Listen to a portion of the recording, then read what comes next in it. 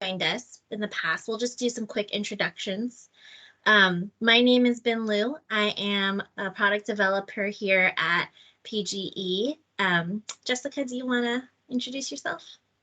Sure. My name is Jessica Atwater. I use she, her pronouns, and I'm also a product developer who just started in April at PGE. And I have been taking on the lead of Smart Water Heating, this water heater demand response program from Ben. So you'll be hearing from me more often. Shadia, could you go to the next slide? All right. So this is our objective today, to provide you with some updates about the Smart Water Heating pilot, which I just realized I think got its name in between the last time we talked to you all. So if you've heard water heating flexible load pilot previously, we're now calling that smart water heating. So last time we talked, we went over why we're looking to start a flexible water heater load pilot, water heater flexible load. There we go. And what considerations are going into that. So today we're going to talk about the design that resulted from that. So if you have any questions or feedback throughout, please go ahead and type that to the chat. Next slide, please. All right. So since we last talked, we've revised the annual market sizing. So while there are literally hundreds of thousands of electric water heaters in PGE service territory, we're only looking at annual sizing as opposed to that full market, because water heaters are only replaced once every 10 years or so. And of course, in new construction, they only go in for the first time that once. So we're focusing on that annual replacement rate so we can plug into those existing market channels in that natural cycle.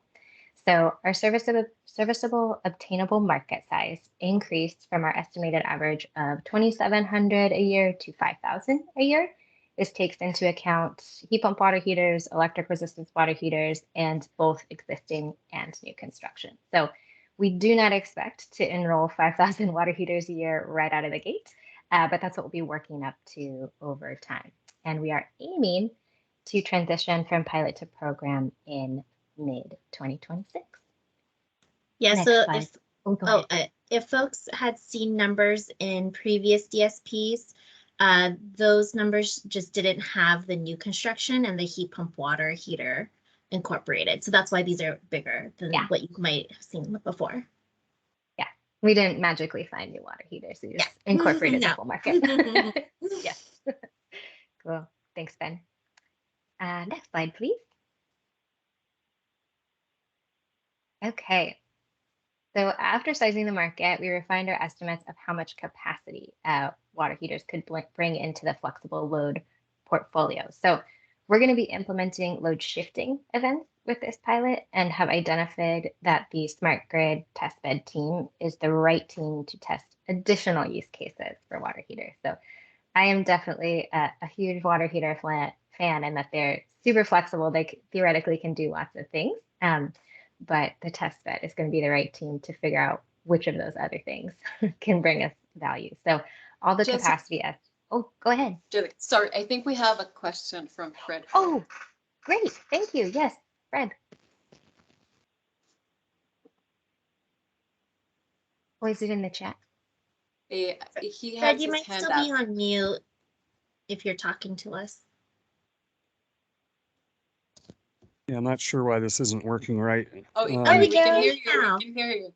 Good morning. Teams, what can I say? On the previous slide, if you could just say a bit more about the definitions of total addressable serviceable, that one's obvious, serviceable, available, and serviceable, obtainable. A bit more about what those definitions are. Sure. So I will take a crack at this, but Ben, please jump in if I'm saying anything wrong. So the serviceable available market, I believe, is essentially, oh man, nope. I'm blanking on this one. I got you. Thank you. It takes us a little bit of time to remember them. So the total adjustable market, that's one is really easy, right? That's every single water heater that is available to change out regardless of the heating source. Then the serviceable available market is everything that we broke down into electric. So we're saying, hey, if you're a gas customer, you're probably not going to be available for the pilot. So we're taking those out, which is why it's about 50%, because roughly 50% of our service territory across existing and new construction go to gas. And then obtainable, we're assuming that not everyone's gonna, we're not going to capture the whole market, right? Because we're going to use installers that are within our network, which means there's going to be some plumbers and water heater installers that we might miss through the course of the pilot as we ramp up. So that's why it's a little smaller. Does that make sense, Fred? Yeah, I think so. I think it's realistic for a pilot. So just so there's no confusion, but this is not what the potential market is for a full-scale program. You know, that Yes. 15% or so, 5,000 out of 30,000. Well, you know, of the existing electric water heaters, you know, the turnover rate on those is, you know, probably about, they last what, 10 to 12 years on average. And then some based on the market analysis that Nia has done, there are some replacements that happen before burnout or, you know, failure for various reasons. And then there's new construction. Yeah. And then eventually, you know, I think we hope that we will see, you know, through decarbonization, getting, you know, converting gas water heaters to probably heat pump electric over time. But, you know, that's kind of outside the scope of this pilot. So, okay, that helps make it clear. I've been wrestling with the various numbers that have come out, you know, in the PGE flexible load plan and in some of the other analysis just to see, you know, but I think for what you've done here is pretty appropriate for the pilot. Oh, good. Yeah, we're trying to be realistic, Fred, right? Because we know that this isn't a program yet, and we want to be very clear to everybody that we know in a pilot setting, we're gonna miss part of the market. Now, part of our job in the pilot is to figure out how we shrink that, right? So before we get to program, we know how do we reduce the amount of missed opportunity, if you will. So then when we go to program, we can get closer to those 75, 80% of the serviceable available market, because we know that we're not gonna always get, there's still gonna be gas customers. Yeah, one other observation, which is, you know, in the pilot, no doubt, you know, there'd be a lot of evaluation of that. And I think one of the analytical issues is if you're getting a more self-selected group, or you have other kinds of limitations, for example, on, you know, the installers or supply chains that are available, you know, are the results, for example, the amount of savings, average savings per water heater, you know, when they're called, you know, when either when they're just there or when they're called through you know, through a dispatch, that will those scale up to the full program? I think that's going to be an analytical issue we have to think Right. Yeah. Yeah. Angus, I think you. Oh, go ahead. Sorry. I was just gonna say, it's one of the other factors in service available market and service obtainable market. As you were speaking, Ben, I was reminded DIY is also a big part of the water heater market, and we're not pursuing that in this initial pilot just because the additional layers that go into making sure we know which UCM went where. But that is an opportunity to pursue, to figure out how we can get those into a long-term program to make sure we get more of the market. And again, I don't remember, this is Fred, one more thing. I don't remember what the DIY proportion might be, but I know that was part of the analysis that Nia has done as well. So if they're on, maybe they could talk about that. It's actually a pretty substantial, I'm remembering it's like 30 or 40%. It's actually 50. Yeah. Okay. It's high. Yeah. Hey, Jessica and Ben, can I jump in for a second? So Fred, I'm gonna paste into the chat the definition of addressable, serviceable, obtainable, so you have that, and how we've mapped it up to our adopter model, which does our forecasting. So you'll be able to see how total addressable maps up to all achievable cost effectiveness potential. So I'll do that now, and then if you have any questions, feel free to ping me afterwards. or Andy Iden too. Thanks. Yeah, that's it for me for now. Thanks. And Fred, and then one last thing, we're trying to get better at mapping up all of the numbers and aligning those to our DR forecast. So you would have one place that kind of has all the information. So hopefully we achieve that in the DSP. You had a question, Angus? Angus? Yeah, you ready? Yeah, I hope so. Didn't want to cut Fred off there. But I'm going to be maybe a little more aggressive than Fred is. I generally agree that these kinds of programs ought to learn to walk before they run. And I think that you guys have sketched that the walk then run path out fairly clearly. But my other lesson from some years of doing this is you have to plan for success that is beyond what your more conservative walk then run goals are setting. And I'm not saying change your goals. I am saying have a if you will, a second plan that says, if through circumstances, through success, through whatever, you end up going faster than this, that you don't get caught flat-footed when the market is faster than you are. So you have at least a backup plan, if you will, that says, but if the market is shifting faster than this, we at PGE, we want to be a little bit ahead of the market wherever it is. So point number one, have a backup plan that plans for success. I like to hear that. Yeah. Point Angus, number. Can I just clarify when you say that? Are you saying as we talk about our market sizing, or are you talking about more as we implement the pilot? Because those are two different pieces for us, right? Like how we think how many participants we'll get in the pilot is kind of one thing, versus like the technology and how we engage with supply chain issues because they're kind of crazy right now. Are you talking more about the first one or the second one? Well, what I'm really talking about is it has a parallel when there's a new drug that's in trials, and so they give it to a limited group of people, but the drug proves so effective with that limited group of people that they adjust to their plan so that it becomes available to everybody with that sickness. So that's what I prepare for success. And this is kind of a sickness. The emissions associated with both resistance heat and gas are a sickness. So we need to be prepared for the other example, better example for you is where the electric car vehicle is going right now. No one anticipated gasoline at $6 a gallon. Well, I say no one, but I wrote an op-ed about a half a year ago anticipating it. Okay. And what I said was, this is a change that will also change the shape of the electric vehicle market. It will go faster. The vehicle manufacturers will be caught flat-footed unless they have a plan for success. And I think equally in this case, and this is actually sort of my second point, PGE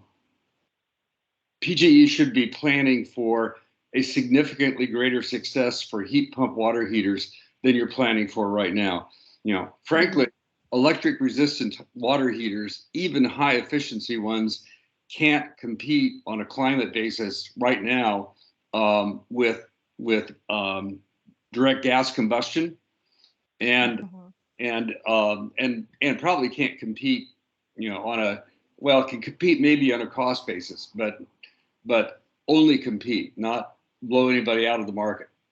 And so I think, if what we're proposing is an efficient electric resistance hot water heater versus a gas combustion water heater, that's a battle that PGE is going to lose, short term at least.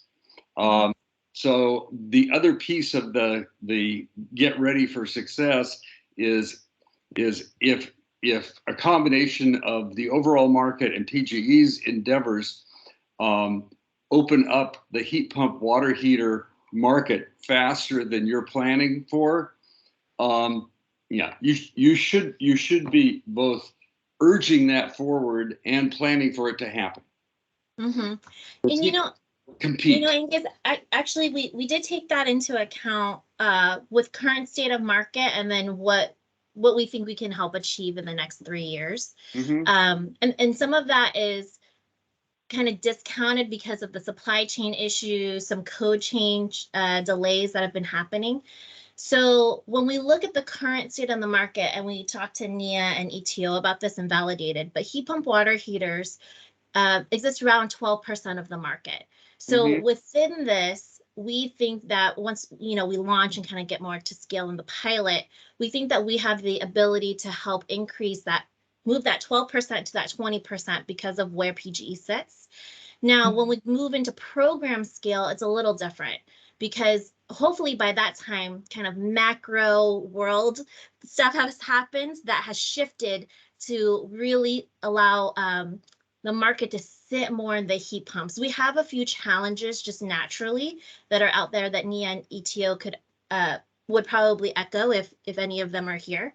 But besides the supply chain, we also have the installer not necessarily resistance, but there's some lack of education. There's some just like uncomfortableness with that we know we have to overcome. And we're looking to use this pilot to figure out, can we take those installers that are very comfortable in the electric resistance space and get them more comfortable with heat pumps? And that's a slower transition because we're changing the minds of installers. Yep. So there's a couple things: changing the minds of customers, changing the minds of installers, and then those macro world things around supply chain and code that will probably happen pretty rapidly and in weird variability over the next couple of years. But yeah, we are definitely designing for scale. Okay, so I repeat, I'm not suggesting you change this current plan and your distribution of it. I am suggesting that we be prepared for a more significant shift into heat pump hot water heaters. Just recognizing that every resistance water heater and every gas water heater that goes in say the next 5 years is a lost opportunity. Now those things are going to be in there, and some of them are going to last for 20 or 25 years. And when they go out, they will need to. It will be tricky to shift them over to heat pump hot water heaters, because people are going to want hot water the next morning. Right. That you appreciate all of that. So yes. All of this to say, your 20% is, I think, a conservative to reasonable number.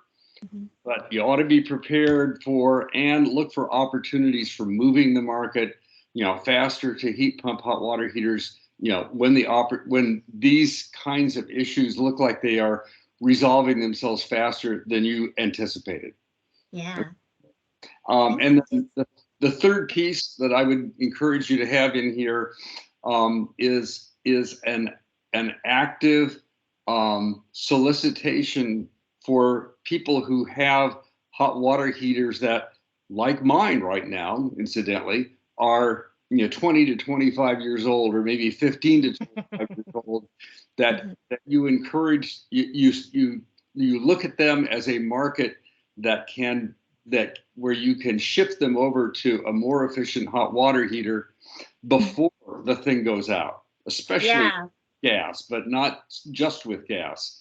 So that needs to be, that's marketing and customer solicitation, but it's also recognizing that you want to get to those hot water heaters before they fail.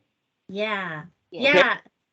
That's all I have. You're right. You're right on, Angus, because when we talk about our marketing strategy and how we're going to go to market with this, we think that there's going to be a lot of natural things that happen with emergency replacements, but because we still have a lot to to put into place with installers and put into place with customers and have that be part of the consciousness. We actually think a large portion of at least the first year and a half or so will sit with preemptive replacement. So those are the folks that you're talking about, people who are planning to replace their water heaters before they fail.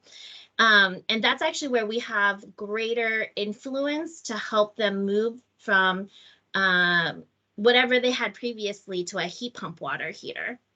And then we rely on our market partners like Energy Trust and NIA to help kind of with that education. There's two other questions in the chat that I want to make sure that we're getting to. So Sherry, you had asked, are you allowed to fuel switch in the pilot from a gas water heater? So the answer is yes. So we're going to be previous fuel agnostic, right? So that's a little different than I think traditional EE does, where it matters what you had previously to what you have now. This one, it really matters around what are you choosing to have going forward. So we're not going to dissuade gas customers from participating, but we also are very cognizant about how we talk to gas customers. There are customers out there that are interested in electrifying their water heating, and we have heard from them that there's not really any support structure for them. And so we're working out how do we help those customers. Sherry, did that answer your question?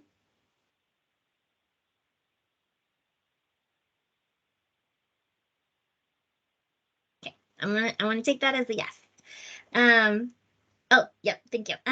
And then there was another question that is this pilot also go, I think I answered both questions in one. I'm going to mispronounce your name and I apologize for that, but Ruta, did I answer your question or was there more to that? Yes, you did. Yes. Thank you. Yes. And apologies if I mispronounced your name. And then there's another question that came in. Given supply chain issues and inflation, do you anticipate the increase in prices to become a barrier? For example, I am looking at heat pumps at the moment and they are 45% more expensive, which is a significant amount. Yes. Yeah. Yes.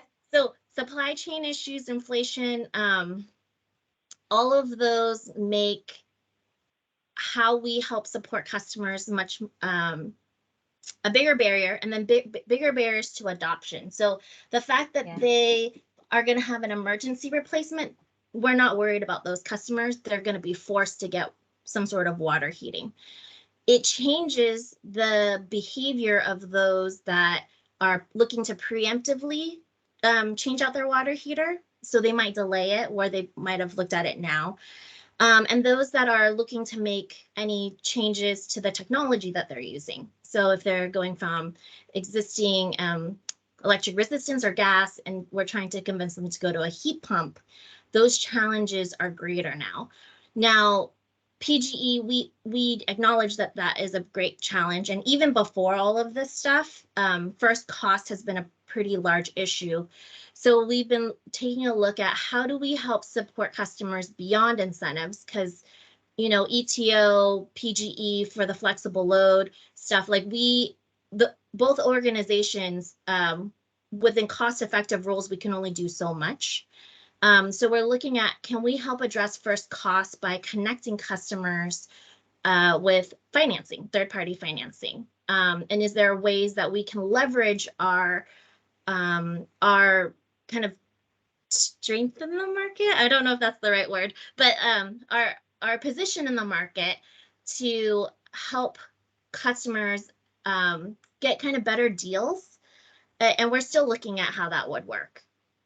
And then if it's okay with you, we're going to actually answer the bigger incentives in a little bit, I think. Right? Is that part of this deck, Jessica? I don't remember. Yes. Okay. Yeah. Yeah. Well, Micah, we're gonna come back to that. Is there any other questions before we move on? Okay. All right. Talk about some capacity. Shadia, would you go to the next slide, please? There we go. Okay, so I think where we were at last time, we've identified that the test bed is the right team to test additional use cases beyond just load shifting. So everything we see on this slide is about load shifting events. So we estimate that electric resistance water heaters could provide 0.3 kW per 3-hour event in both the summer and winter seasons. And that's based on data from both the Schedule 3 demonstration and the Schedule 4 multifamily water heater program. And we estimate that heat pump water heaters will deliver 0.1 kW and 0.2 kW per 3-hour event in the summer and winter seasons, respectively. And so that was calculated using data from the Schedule 3 demonstration and weighting it for evening events, since that's typically when PGE is calling events. So if we achieved these capacity estimates for every single water heater we enrolled into the program, our maximum potential would be at 3.13 megawatts in the winter by the end of 2026. And as much as I would love for that to happen, that is not realistic. That's not what's going to happen. So there are a few factors that influence capacity realization for water heaters. So first, some people opt out. We're estimating that'll be about 3% based on what we saw in the Schedule 3 demonstration. Secondly, not every UCM will remain connected, even though we're going to be using cellular, like LTE bandwidth, and that we know that's more reliable than Wi-Fi. We still expect connectivity across the fleet to be at about 80% based on what we've seen in the multifamily program. And then thirdly, not every water heater is going to be heating during events, and some might go into override. So the water heater does have to be heating in order to shift that load to a later time. And what override means is essentially that the water heater has sensed, hey, this customer is using a lot of hot water right now. If you call them into an event, they might be at risk of having a cold water experience, and we're going to avoid that. So we're not going to call them into the event. So overall, this means that we expect to be able to call about 64% of the fleet at a given time. So we expect our realization rate to be 2.0 2 megawatts by the end of 2026. Yeah, so again, there are lots of water heaters. So it's the volume and scale of this device that's pretty exciting. The individual water heaters aren't as cool as, maybe an industrial type of demand response program, but they're still important. Any questions about these estimates?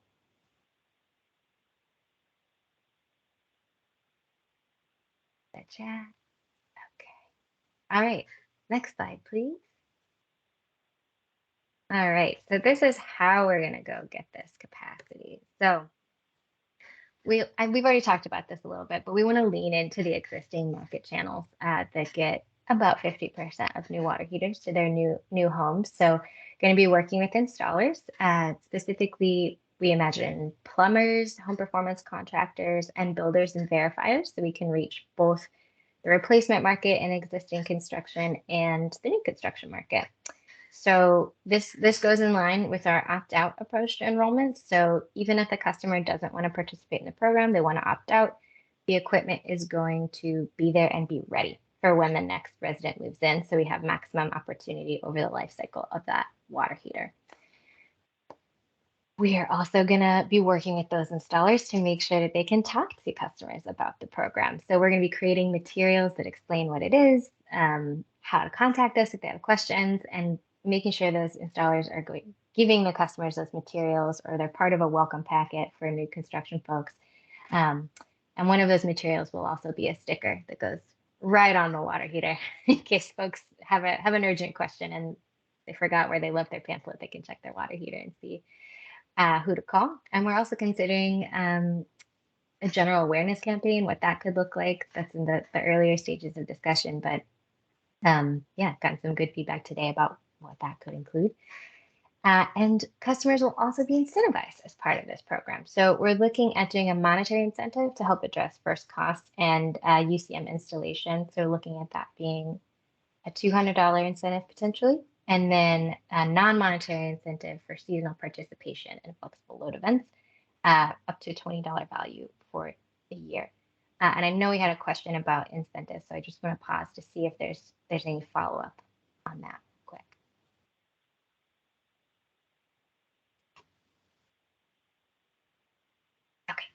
comes up later, jump in. All right. And so the events that we are going to be doing that folks will be incentivized for are load shifting, no notice events on weekends or weekdays. So I didn't mention this in the last slide, and I meant to. We'll literally have hundreds of events each year. We can have up to 172 events in the winter and 119 in the summer. So there's a lot of opportunity there. We're also going to be working with the testbed team to get that roadmap together about what additional use cases could look like. And we'll be investigating load shifting event compatibility in the water heating space with behavioral load events. So behavioral flexible load events. So that's things like peak time rebates or time of day where the customer is choosing what they change as opposed to us changing the water heater. I see a hand up with the question.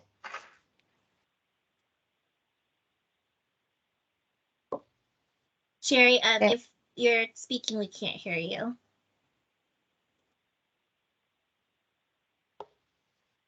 Okay, how about now? Yeah, there we go. There we go. Hello. Teams really likes to change my microphones. Yeah. So I'm sorry if I've missed this. I'm a little I'm curious about how is there any aspect of this program that's going to be serving low income people, like actually like providing like free water heaters or like that level to serve low income customers? And I'm curious if you're working with any community-based organizations or if you're, having contractors work with them. Yeah, great question. So that's definitely on our radar as a part of this pilot. We have already started engaging a little bit with the Washington County CAP agency to understand a little bit more about what's happening right now in the low income space before designing something for that. We kind of want to get this general design situated out in the market and make adjustments in order to better serve the low income community. And we do want to work with community-based organizations to do that. So I imagine it's going to take a little time, but that is definitely on our minds. Ben, is there anything you want to add there? No, I think the only other thing is that the CAP agencies that we've talked to so far, they've given us some really good insights around what works and what doesn't work for them in their structure, but then also what makes them pause to put in a heat pump water heater versus an electric resistance. And we're trying to figure out how do we support that, and is there ways, not just within the incentive, that's kind of one way to help, but is there other support that needs to happen for LMI? Because I definitely think about, CEP installs heat pump water heaters, and like a lot of times in low income housing, there are additional repairs that need to be made, like a breaker can handle the ampage in manufactured homes a lot of times, and things like that. And so it's just so important in the program design to be ahead of that and to be oh, well, then we need repair dollars to be a part of this, or graded resources to work together in order to resolve these problems, rather than, oh, those people just don't get served. There's digital divide, Wi-Fi issues, and all kinds of stuff that I think can be overcome, but good to be aware of. So I'm glad, because CAP agencies, I know in multifamily housing, it can be real tricky to install these things as well when there's not enough space. But then, I feel like PGE is so large that then we need new water heater designs. Heat pump water heaters need to be able to there's probably designs that can be altered somewhat. And if we have a large enough market and there's a large enough desire for it, then I would imagine companies would, see opportunities to make more money. Yeah. So I think, Sherry, this is all really great input, and we would love to keep talking with you about how this gets built into the pilot and the program. But in terms of water heater designs, I would recommend checking with Nia to see what the latest is on that. I believe there is an effort going on to kind of figure out how a heat pump water heater could better fit into manufactured homes.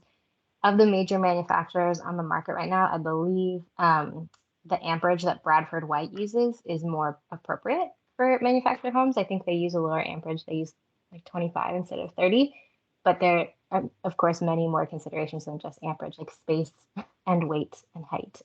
So yeah, I would also be happy to continue talking about it, but I don't know how much everybody wants to get into water heater specifics on this call. So If it's okay, Sherry, we might actually just reach out to you and schedule a one-on-one to get more insights, because it sounds like you have just a wealth of knowledge around Yeah. low income that we'd love to tap into.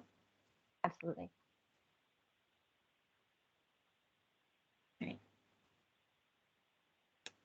right. I think we can I go. think we still have a little bit left on this slide, right, with the flex load? Oh no, I think we covered it. Oh, okay, got it. Yeah, thanks. Go to the next slide. So these are the KPI categories that we've identified as wanting to track metrics in. So this is what we know we want to measure, but we're still working on what is the measurement we want to see to define success with this program. So I don't think any of these would be too surprising. Essentially, we want to see, like, is the network growing? Are folks adopting this? Is our opt-out rate, 3% or lower? Are things connected? Are they participating in events? Are customers having a good enough experience that they're using the rewards and they're staying in the network? So if folks do have any questions or feedback, I'd love to hear it, but there will be more to come on this in terms of what the specific measurements will be. We're still working on that part. All right, next slide, please. Okay, so we've covered the plan, and we want to identify some current risks that there are to this pilot. So the first one is UCM hardware. So a UCM is a universal communications module. That's the device that plugs into the EcoPort on the water heater that allows it to connect to PGE's grid. So on the multifamily program, they have a ton of retrofit devices that are cell connected that we've seen, have high level connectivity, about 80% or higher. And so the UCMs on that program were demonstrating a lower level than that, which, caused some investigation. Why is that happening? And the manufacturer ended up confirming, like, oh, this is actually due to how we configure the device, the physical device and the chip. And they're addressing that as they design the second generation of device, but they don't expect that to be available until Q4 of this year. So we want to see that second generation device come out. We want to see it go into the field and see that it is attaining the types of connectivity that we would expect before launching into the market. So that could delay pilot launch potentially, depending on if they're able to stick to the timeline, given all the many supply chain challenges happening right now, particularly with LTE chips and things, and that the devices perform in the field. So that's one. Timeline alignment is also another. So we talked about this a little bit earlier. Oregon Department of Energy is going to start requiring that every electric water heater sold in the state of Oregon is EcoPort compatible. That was originally supposed to take effect January 1 of this year, then July 1 of this year, and has been moved out to July 1st of next year. And we've, so that means we'll see some of the EcoPort product that's already in the market now. And I believe NIA is working with folks to get, more heat pump water heater EcoPort equipment in market starting in October. But we won't see that, across the entire market until July of next year. So we wouldn't want to launch completely in market. Prior to then, we would like to do a soft launch first. So fingers crossed that July 1st date in 2023 sticks. And then the last risk is more just, it's kind of on the radar. It's unclear if it's really a risk yet, but it's something we're monitoring. So the EcoPort standard has both an AC and a DC form factor, which is AC alternating current, DC direct current, but they are physically different devices and different port plugins. So manufacturers can choose which port style they want to use, AC or DC form factor. And we're hearing that like two of the main manufacturers are choosing AC, and the UCM that we're planning on using is an AC style. One manufacturer might be using a mix of AC and DC, but we're going to need to keep an eye on the market to see how prevalent each form factor is, which could affect our product selection and integrations, which could affect costs overall. So we're keeping an eye on it.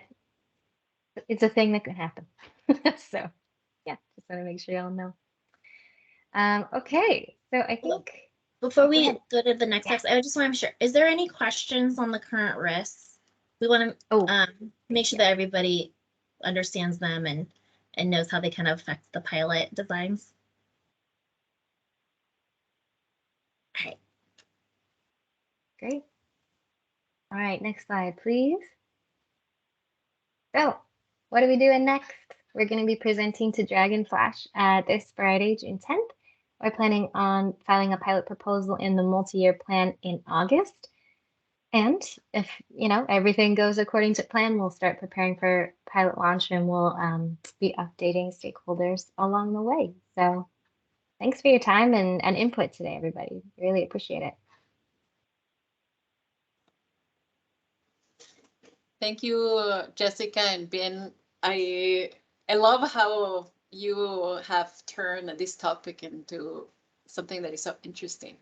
So thank you for coming to the DSP and keep us updated on this great project. Looking forward to hearing how it goes. Thanks, Shadia. Yeah. Hi, thank you. Thank you. Bye. And our next speaker is Hannah Porter. She will be talking about resilience products. Welcome, Hannah. Thank you, Shadia.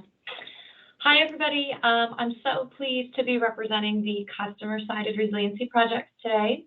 I'm Hannah Porter, a she, her pronouns, and I'm a product developer working under Audrey Burkhart here at PGE. Next slide, please. Today, I'm going to be talking about our overall resiliency framework. I'll do a deep dive into one of our more unique product offerings that we're currently working on for our medically vulnerable customers. I'll do a quick overview of some of the other customer resiliency products in our portfolio, and I'll offer some upcoming opportunities to engage with our team as we continue to develop our resiliency products. Next slide, please. Let's begin by thinking about why customer resiliency is important. Unfortunately, I don't have to go back too far in recent memory to find some really concrete examples of this. Over the last few years, we've had several large-scale environmental events here in the Portland area that really highlight the resiliency needs of our customers. September 2020, we had our first public safety power shutoff at PGE, which cut power in a zone near Mount Hood, in addition to cutting power to 8 different high fire threat districts. We then experienced an ice storm in February of 2021, which saw over 400,000 customers without power for an extended period of time.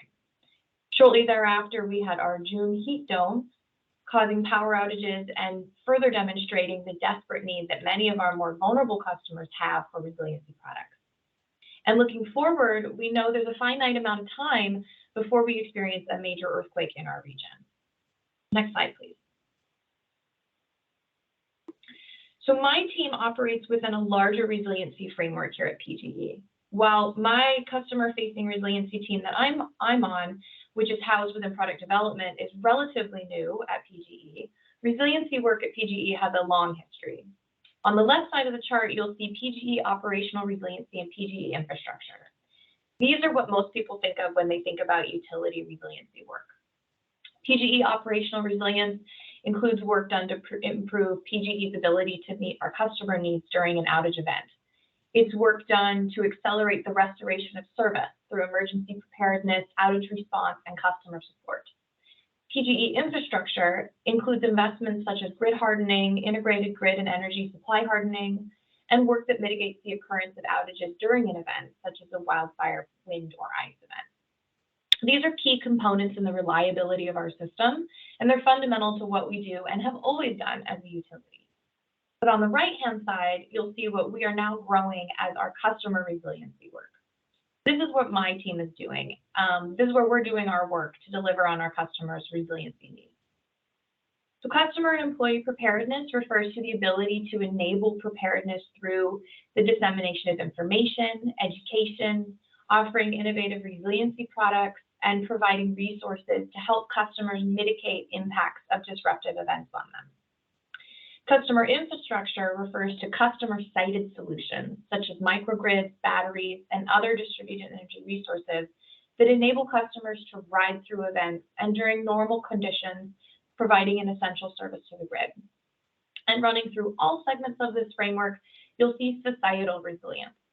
This refers to the solutions built by or with groups like ODOT, the Forest Service, state municipalities, emergency services, and community groups that directly impact the resiliency of the energy system and our individual customers. Next slide, please.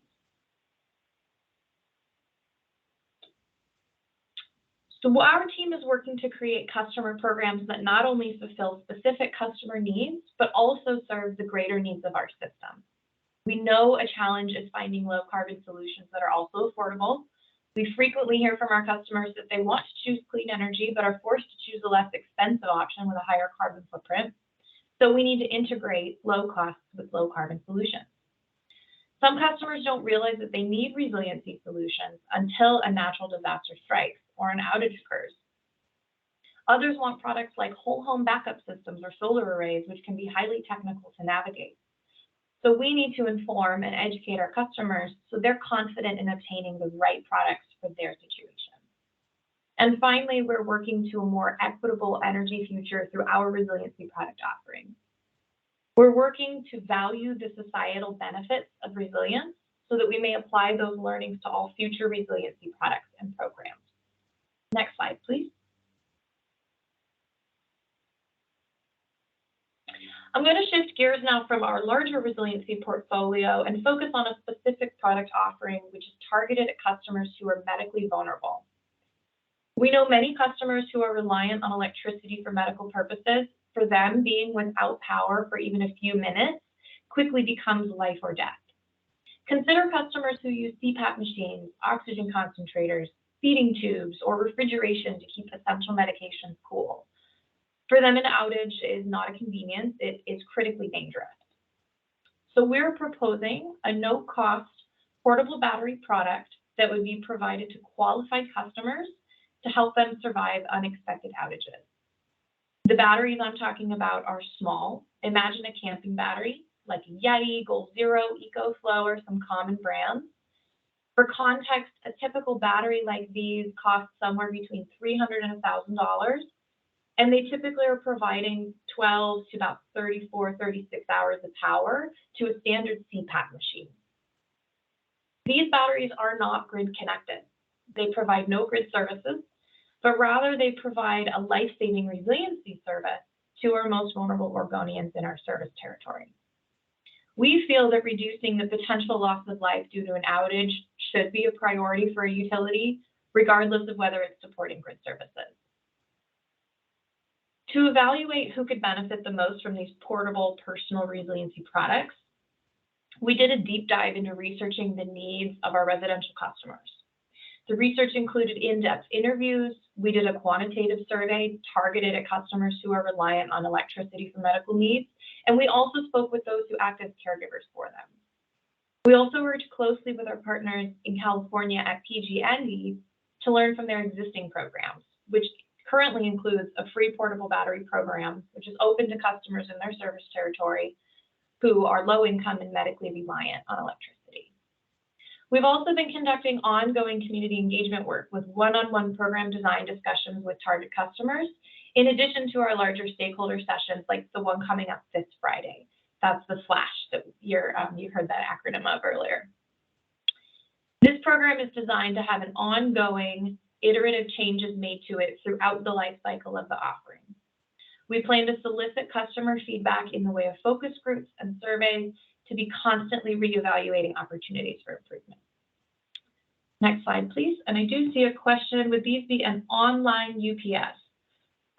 These batteries can act as UPSs. By online, I'm not sure if you mean grid enabled or connected to our system. Daniel? By online, I mean, you don't have to go plug it in. The system, there wouldn't be a loss of power to the load. So I see. It's just an automatic switch. Yeah, there's just between offline and online. Offline, it actually has to switch, so it might miss a beat or so, maybe not a lot, but the online would be seamless. Yeah, so someone asked, what is UPS? It's an uninterrupted power supply. So for some folks, some of these batteries can act as an automatic switch. So it would essentially stand between your wall outlet and your whatever product you're plugging it into. And so if there's a loss of power, even if it's only for a moment, or maybe a loss of power quality, or drop in power quality, the UPS would automatically sense that drop or loss of power and switch on, keeping a continuous flow of power to the end product.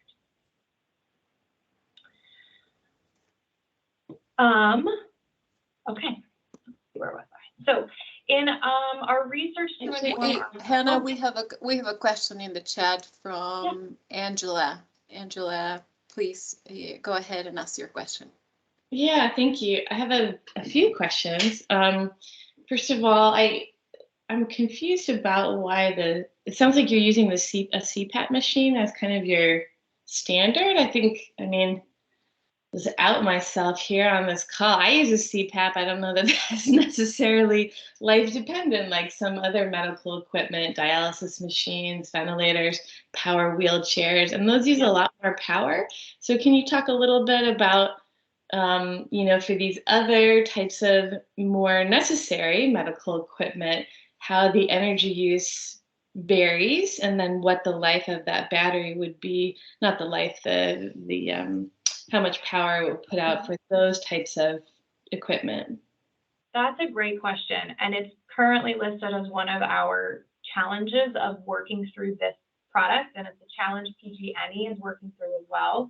There is not a standard measurement of using these batteries for medical purposes. Nobody has really broached that yet. So CPAP is the one that a lot of these battery providers will volunteer as an example of how they can be used for medical purposes.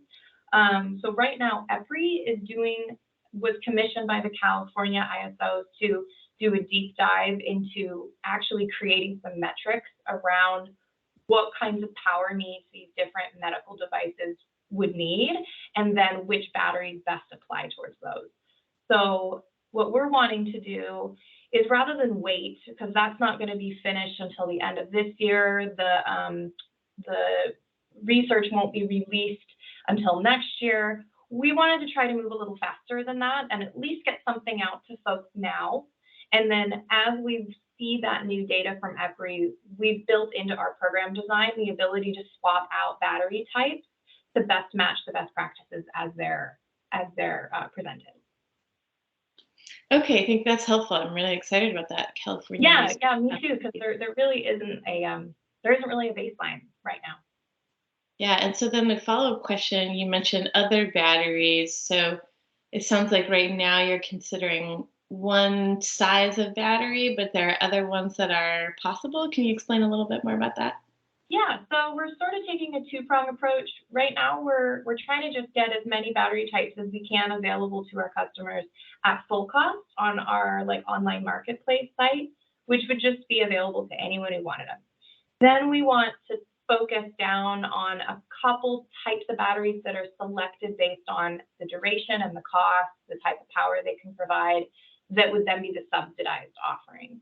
So in our first round, we're probably going to have 2 to 3 batteries available that would be fully subsidized.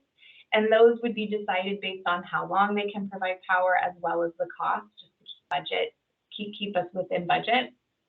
But that iterative development of this program will allow us to add batteries, remove them, adjust based on what customer feedback is. Great, thank you. Yeah, you're welcome. Could we go to the next slide, please? So in our research that we did to inform our product development, we found that over half of the customers surveyed, and these are customers who are targeted in our population, so folks that are either caretakers of someone or someone who themselves is medically dependent on electricity. Half of those surveys consider themselves unprepared or not prepared at all for a critical outage. So there is a huge need here. We found that 78% of our customers want a backup device for their medical equipment, but simply can't afford one. So we needed a solution that was low or no cost to get it to those who needed it most. Despite there being disaster management agencies in Oregon and other community organizations to support this, We found that 95% of the customers we surveyed did not know of nor work with any community organization to prepare for an outage. 65% stated it would take a lot of effort and might not be possible to leave home at all during an outage. So we needed a solution that could be stored and used at home. And finally, nearly half of those living in multifamily housing cited housing type as the primary barrier for not installing their desired resiliency product. So we needed a solution that, unlike a generator, for example, can be used inside an apartment or used in a rental home versus one designed specifically for single family homeowners. And I have a quote at the bottom of the screen. It's from one of our in-depth interviews. Take a moment to read it and consider that while PGE can't ever guarantee continuous power to all of our customers, we can do things like offer resiliency products to help some of these customers feel better prepared to survive an outage. Next slide, please. Quick question, Angela, Yeah. do you have a question, or your hand is still up? I just wanted to make sure that we are, okay, there you go. Sorry. No worries. Thank you. Just wanted to make sure we're taking care of everybody in the room. Hannah, sorry for interrupting you. Keep going. No problem. Can you swap to the next one, please, Shadia? So in our evaluation of who could benefit the most from a personal, portable, subsidized resiliency product, we found that those who live in PSPS zones, who are enrolled in the PGE medical certificate program, and are income qualified, are the most critically impacted by an outage and would therefore benefit the most from this offering. Medical certificate customers, that's referring to an existing program at PGE. We offer additional customer support. We offer things like bill flexibility to these customers who have a reliance on electricity due to a medical condition. PSPS zones are public safety power shutoff zones. Those are areas that PGE may intentionally de-energize during an extreme weather event. And income qualified customers in this context are defined as those who will be enrolled in the new income qualified bill discount program. So the first rollout of the program is proposing to target customers who live in PSPS zones and are enrolled in our medical certificate program. It's a very small population, under 50. And over time, our goal is to create an offering that targets different segments of this Venn diagram to strategically get subsidized batteries out to the most vulnerable customers as quick as we can. Next slide, please. So looking forward, we haven't designed this in a vacuum, and we don't want to keep designing it in a vacuum. So we're thinking about how this type of a program really could be expanded or changed or flexed over the coming years to keep adjusting to meet customers' needs as they change. So this is where we really want to engage with our stakeholders. Is while our initial rollout is designed to target medical certificate customers in PSPS zones, the future versions of this program and potential future programs like it are being developed in an iterative way.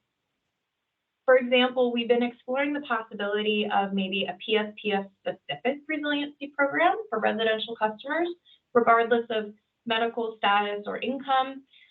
This would be something designed to target the unique challenges facing customers in wildfire zones. We also could offer tiered subsidies to curate to specific audiences, perhaps offering a larger subsidy to those who are income qualified versus those who are not.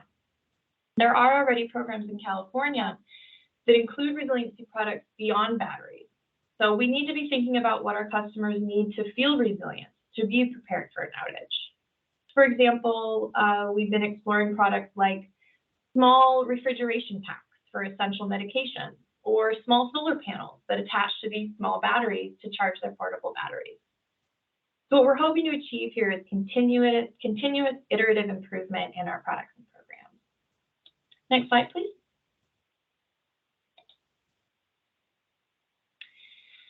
So to kind of zoom back out from that, that was one specific program that we're looking to build. In addition to that offering, the PGE Resiliency Portfolio offers products and services that serve all of our customers, industrial, municipal, and residential.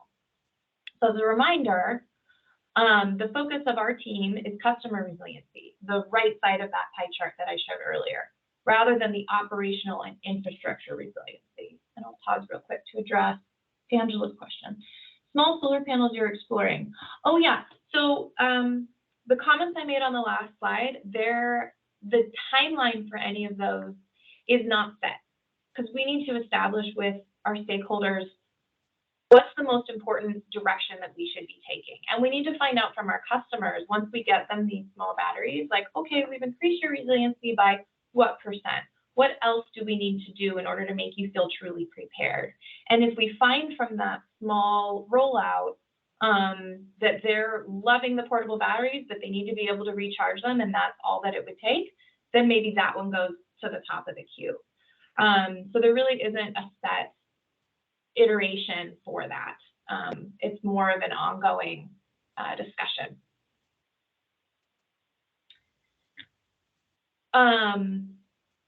So and Angela, if you have a follow-up question to that, just put your hand up and I'll stop talking. So for residential customers, we have our smart battery pilot.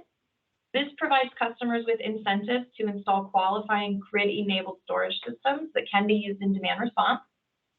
We've seen a generally low uptake of the existing rebate, so we're investigating whether to restructure the pilot with some strategic changes to increase adoption in the coming year. What is exciting is how much we've learned through this pilot, specifically around how customers are using their home backup systems and how they want to interact with the utility. Energy Partner, also known as Schedule 26, was recently filed and approved, which is very exciting for our team. So we have a revised tariff to include additional options for non-residential storage participation aimed at growing this DR program. And our DSG program was also refiled and also approved, which was, again, very exciting for our team. We revised this tariff to add battery storage as a qualifying technology for large industrial customers. And finally, we're actively investigating how we can best partner with customers to deliver on building community resiliency. We want to explore how we can use the Oregon Department of Energy grant funding to potentially establish distribution-sided microgrids. We also want to investigate how customers can access funds related to resiliency, like grants, or the self-directed public purpose charge. Any questions on those? Okay. Shadia, can you go to the next step slide, please? So if you want to learn any more about those broader resiliency efforts that I just mentioned, we will be discussing them and all things related to flexible load this Friday at our Flexible Load Advisory Stakeholder Meeting happening on June 10th. And if you want to join, I don't know if Ben had already said this, but I'll say it again. Just drop your name in the chat box and we'll add you to the distribution list. If you're listening to this on a recording after today, just email us. You can email me, hannah.porter@pgn, to be added to Friday's session. We're also planning to do a dedicated DSP session this fall focused just on resiliency. So that'll give us time to do a really deep dive into all of those customer resiliency products and programs that I mentioned today, as well as give you the opportunity to really voice your concerns, have your questions answered, and provide any feedback to our team. There isn't a date set for that, but watch for it. We're wanting to do it this fall. In the meantime, my contact info is at the bottom of the screen. If you want to reach out, we are always happy to set aside time to talk one-on-one with anyone interested in offering feedback or who wants to participate in our design process. So thank you so much. I don't see any more questions. Nick. Hi, Hannah. Thanks for the slides and the presentation. Just a quick question for you. On slide 20, you said something clearly and I just missed it. I apologize. On slide 22, did you say, I think the initial target, the 50 customers, represent the intersection of those three? Was it all three in the Venn diagram, or did I get that part wrong? The first one is going to be MedCert and PSPS. And then in our proposal that we'll be filing in the fall, like our full submission to the PUC, our suggestion is the next tier above that would include income qualified medical certificate customers. Okay, it's just a larger pool, so that decision was purely made to allow us to keep the initial rollout small, manageable for our teams, and then the next stage was to include Thank you very much.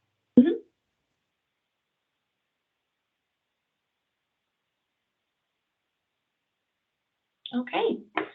Well, thank you all so much. Please do review these and reach out if you have any questions. We would love to hear from you.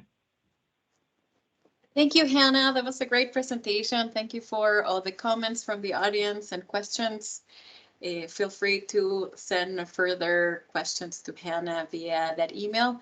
We shared the presentation beforehand with you, so all these links are live for you to click on and connect with our team. Thank you, Hannah.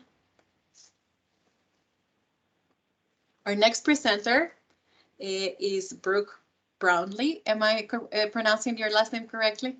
Yes. She will be talking about workforce development. We have been hearing a lot of workforce development throughout our DSP's partner meetings and community workshops. So we thought it would be important to share what is PGE doing on regard to workforce development, how are we participating in that arena. So we invited Brooke to share the great work that she is working on. So welcome, Brooke.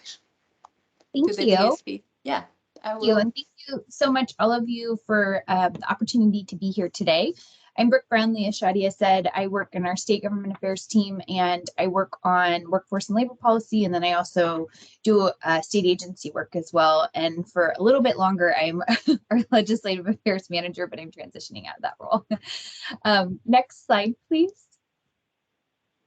So today I'd like to talk to you a little bit about the Oregon Clean Energy Workforce Coalition effort that PGE is convening, and then also provide some space for questions, make available opportunities for further engagement and participation.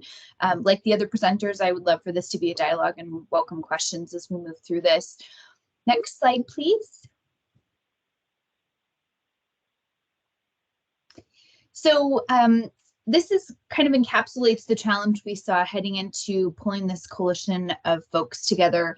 And really, as we started to look at kind of our own internal hiring needs, and then in talking with other partners throughout the state broadly about the clean energy sector, so not just only utilities, but really looking very broadly at, you know, transportation electrification and building electrification and actually building new renewable energy facilities, there was a strong desire to really be thinking about this in a more holistic fashion. I know that I don't have to tell you all that the energy sector is rapidly growing and transitioning as we speak.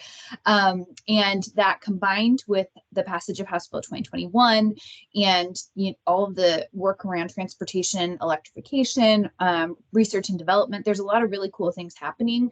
And while we know some of the workforce needs that we're going to need right now, there's also going to be a lot in the future that we are going to need. Many of those roles require several years of training, especially on the trade side. And so we want to get ahead of that, knowing that we're going to really have this need to really expand and develop a more diverse workforce, and be thinking about how we do that in partnership with others. And then in addition to that, the state and every other place in this country has identified challenges with hiring and finding people.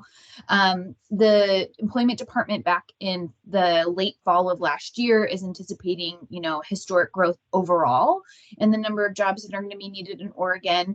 And if you look at those projections, a lot of renewable energy type jobs are not included in those projections, mostly because as we are starting to really look at what do we need, those aren't clearly identified roles yet. And then the last piece is really, as we look at the energy sector, we are really made up of a whole bunch of different sectors. And so as an industry, we haven't done a good job of saying the clean energy sector overall is going to need a whole bunch of folks and a whole bunch of different types of roles and expertise in order to help us make this clean energy transition. There have been sectors within the clean energy sector that have done a good job of that, but holistically, we have not collectively said, here's what we need to do. Next slide, please. So in looking at how we could do this better and thinking about ways in which this could really be a collective effort with folks really all swimming in the same direction to really ensure that we're really thinking about this long-term planning, both, what are our immediate needs, but then longer term, how do we really build out that pipeline? This kind of lists the things that we have been thinking about. So really developing that urgency and awareness of we need folks now within the clean energy sector, and we know in the future we're also going to need folks to be able to really help us transition in a way that is inclusive and equitable. We also want to leverage existing resources and efforts. There's a lot of really good work already underway with various different partners throughout the state of Oregon who are focused within the education space, within the workforce development space. And so we're not looking to duplicate efforts or replace efforts. It's really looking at how do you build this roadmap that recognizes all the great work that everybody's doing, and then look at where are the gaps? Where do we have opportunities to fill in? Where is there an opportunity to take all of the lessons learned and things that are working really well in one part of the clean energy sector workforce development component, and how do you translate that into another sector? And then as part of this work, I'll talk about in a second, this really strong and diverse coalition that's really going to be critical to ensuring that we're able to build that pipeline in a way that is representative of all the needs that will be kind of considered again now and then in the future. And then looking at ways in which this coalition can review state and federal grant opportunities and ways in which we can pilot projects or look at scaling existing things to larger scale, again, with really thinking about how do you create that holistic framework. And then the last piece is very important. This is really being intentional about removing those barriers. And we recognize that, you know, there are certain barriers that certain people and populations within our community have in accessing the clean energy workforce. And that could be that there's training. It could be that they don't know that these jobs exist.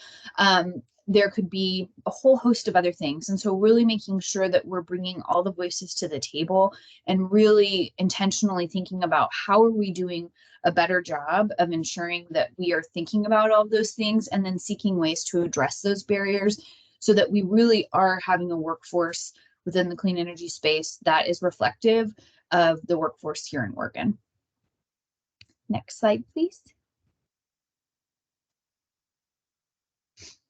So the Oregon Clean Energy Workforce Coalition is as I mentioned before, a really diverse group of folks, representative of utilities, pre-apprenticeship programs, the building trades, education providers, state agencies, community-based organizations, renewable energy developers, environmental justice organizations. I won't read the whole list for you, but you can see the various different entities that we've engaged. This has been a very iterative process over the last couple of months as we've been engaging with partners. And one of the great things that has been, you know, as I've been meeting with various different organizations is folks recommending other people for me to talk to who are doing cool things or who would be interested. And that's been one of the really great things is really, as we look at this kind of statewide evaluation, is really hearing about some of the really great things that folks are doing in Eastern Oregon or that somebody's doing, you know, in Southern Oregon related to this specific, you know, area of their business, right? And so as we continue to do this work, really wanting to make sure that we're talking to everybody and providing opportunities for those who would like to participate. And there are several different ways in which we can offer those participation and engagement opportunities, recognizing that this is not something that is a high priority necessarily for every stakeholder, but that it's an important one for many stakeholders. And so wanting to provide that opportunity and flexibility where they can engage. Next slide, please. Yes, Nick. Hi, Brooke. Good morning. This is Nick at the Oregon Commission. Just a quick question on that last slide. I think this is a simple question. If it's not, we can revisit it. But is there is the leadership for this effort established, or is it all hands on deck and, you know, sort of little d democratic, or like because I could imagine like the State Workforce Development Agency being kind of the point, but I have no idea if it seems somewhat logical. But anyway, can you say something a little bit about that? Absolutely, that's a great question. Thanks. So PGE has convened this group I, in partnership with Ann Mercer, who's our Vice President of Human Resources, have been leading the effort to date. She is also the chair of the Talent Workforce and Development Board. So there's kind of a connection between the state workforce work and then PGE with our other utility partners. The way that we envision this moving forward, and I'll talk a little bit more about this, but are this kind of coalition that's looking at kind of the strategic direction. And then it's really driven in terms of kind of the direction overall by what the coalition members are really wanting to focus on. So while we're helping kind of drive the overall direction in terms of getting meetings scheduled, all that kind of thing, we really want this to be a collaborative effort in organizations saying, this is a priority for us, this is a priority for us. Okay, thanks very much. Shadi, if you want to go to the next slide, please. Thank you. So that broader coalition that I mentioned, that will be meeting bi-monthly for updates on kind of the individual committee progress, consideration of policy opportunities or funding, and then providing, overall direction on the path that the coalition is going. And again, that really collaborative process of, as we start to map out what are the goals and the various different deliverables that this coalition is looking to do, that group is really going to be helping drive that. And then we've also established these subcommittees, and this is in part because we know that there are certain components of the clean energy sector that are really important to certain stakeholders, but they don't apply to other stakeholders. And in addition to that, we also recognize that time is something that's really important, and we want to be mindful of that. And there's also stakeholders that want to provide very specific and technical information within these various different entities, but aren't necessarily interested in being part of that larger coalition. So the engagement opportunities really spread from being part of the coalition, being a part of the coalition and a subcommittee, being only a part of the subcommittee, or being kind of in an informational state where we're providing regular updates about the coalition's work, but not necessarily engaging in more of the day-to-day kind of work that's happening. Those subcommittees, as you can see, are listed below, and this is really, again, driven by the areas where we see some of the highest growth and or innovation, et cetera, and where we need opportunities for there to be new job functions or expanded job functions. Transportation electrification obviously is one that there's a lot of things happening in that space. I don't need to talk much about that. I think you guys are all well aware. Building electrification, energy efficiency, community resiliency, that's kind of another bucket of work. The traditional maintaining and building the grid, that both includes utility operations, but also really looking at how are you actually building the new infrastructure that we're going to need in order to meet decarbonization goals. The modern grid and storage component is really focused on kind of the newer technologies that we're seeing coming online.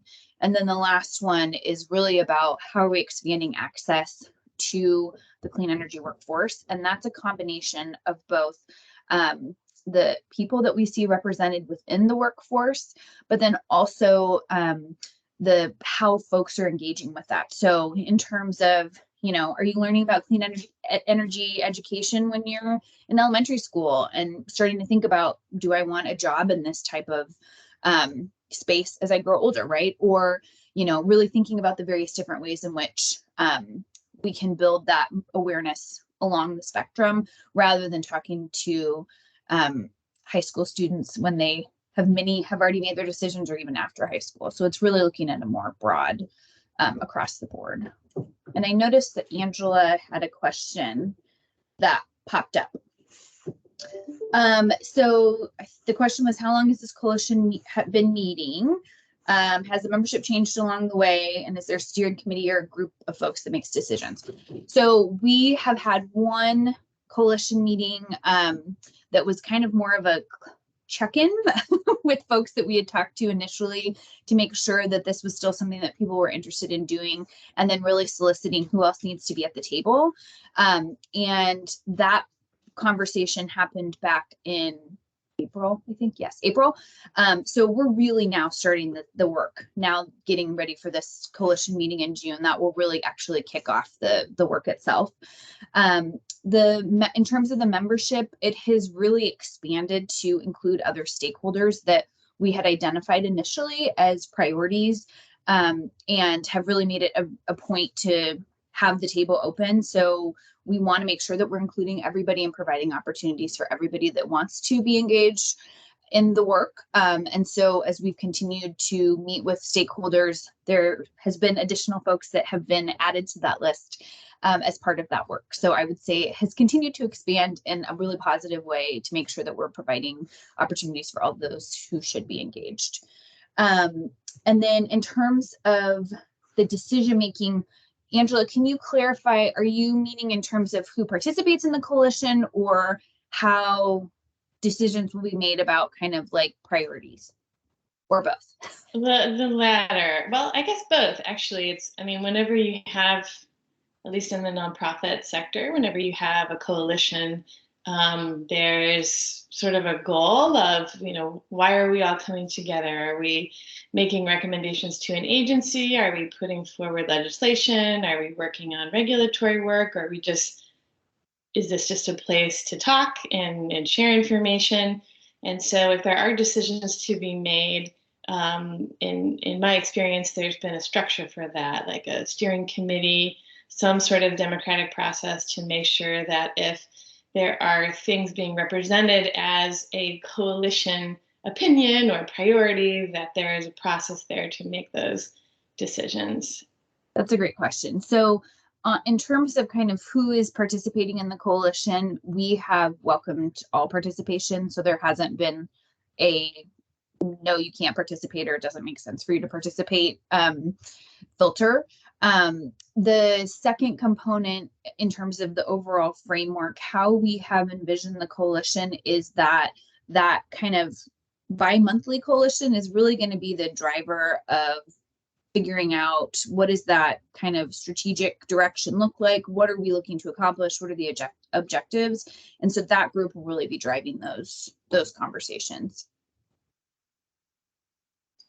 Okay, I'm not sure that quite answered my question, but maybe you don't know yet. If you're talking about strategic directions, then I guess I'll just say it's really important to know how those decisions are getting made. So for example, communities that are not often represented in these space or have a higher amount of need and are not represented in the workforce really need to have their voices heard. And it's important to set up from the very beginning a decision-making structure that puts forward those voices. So yes, that's a key thing that I hope to learn more about as it goes along. And while I have unmuted myself, I was just typing another question. So the goal of this does indeed sound pretty broad, as you said, Brooke. Sounds like everything from assessing needs to youth education to potentially adult training. It sounds like this work could go on forever.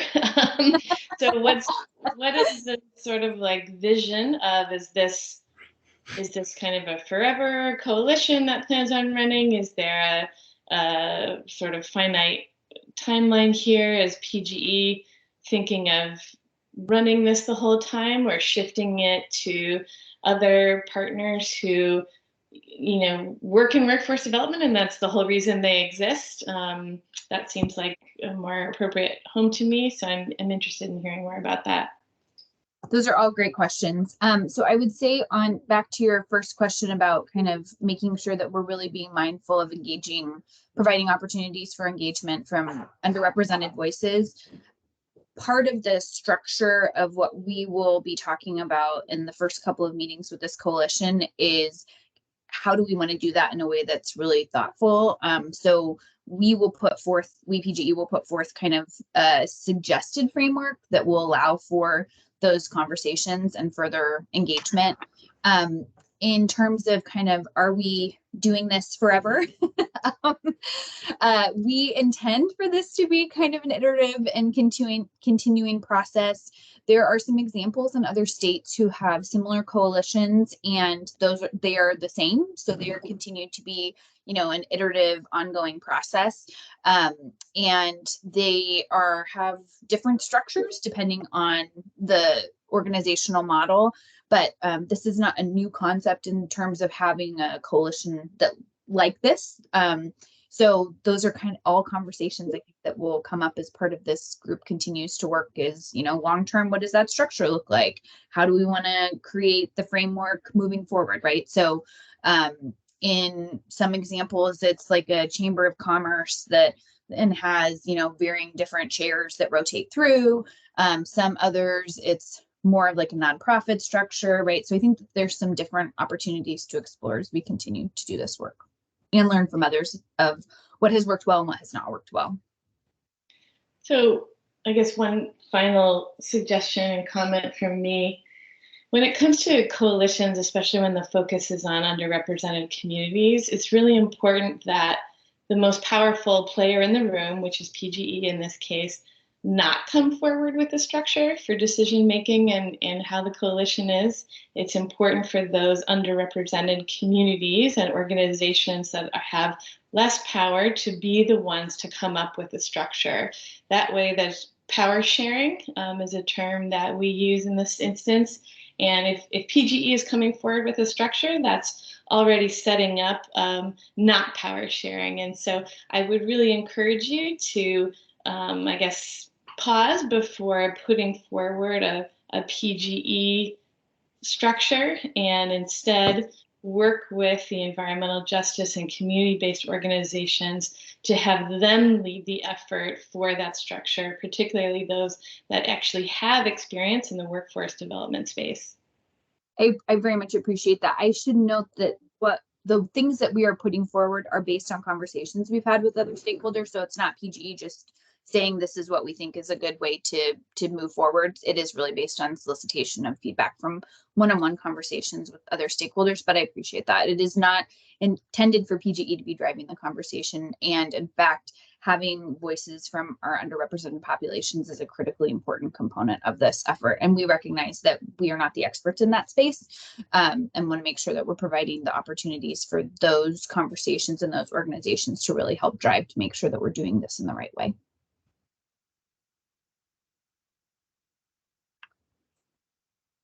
We can head to the next slide, Shadia. So in terms of next steps, we have these coalition meetings, as I mentioned before. And then if you're interested in participating, we would love to have you at the table. You can feel free to reach out to me or drop your name in the chat, and I'm happy to follow up. Again, we are looking to make sure that we have all the voices at the table that should be at the table. And we really see this as a collective effort, not PGE driving the train, but really just helping to convene people together to really do this in a way that's meaningful and that helps build that pipeline that we know that we need. Any other questions? If not, I appreciate the time today. I did have one more question I put in the chat. You mentioned other states. Can you list out those other states, please? Yes, I will send a follow-up because I know that New York has one, and I think it's Minnesota, and I'm hoping that I'm getting that right, Minnesota. And then there is a national organization called the Clean Energy Workforce Development. I'm getting that name wrong. Anyway, I'll follow up with you guys because. I'm sorry. Oh, that's what it is. Look at the Green Tech Media. No, Wood Mackenzie. We have that one yet. We have Jim. I think that you're not mute. I'm gonna. Okay. Anyway, funny things that happen on meetings, but I think we have one more hand up from Diane. Am I saying your name correctly? Yeah, you are. It's Diane Henkels with Small Business Utility Advocates. There's a quick video and a quick note to say I appreciate the question that Angela Crowley-Koch posed, and I appreciate your answer. And I would love to receive the examples from the other states as well. Yeah, absolutely. I'm happy to follow up with that. Great, thanks. Diane, would you please post your email on the chat so that we can follow up with that request? Thank you. Yes, I will. Thank you. We want to follow through. Any other questions before we? Oh, there is Nick. Nick, do you want to have? That was an errant click, Shelley. Apologies. That's okay. That's okay. Great. Well, thank you so much, Brooke. That was great. We were definitely wanted to hear a little bit about workforce development, and I personally feel glad that something is already in the works. Very needed. Thank you all very much. Thank you. And I think we all are deserving of a 10-minute break.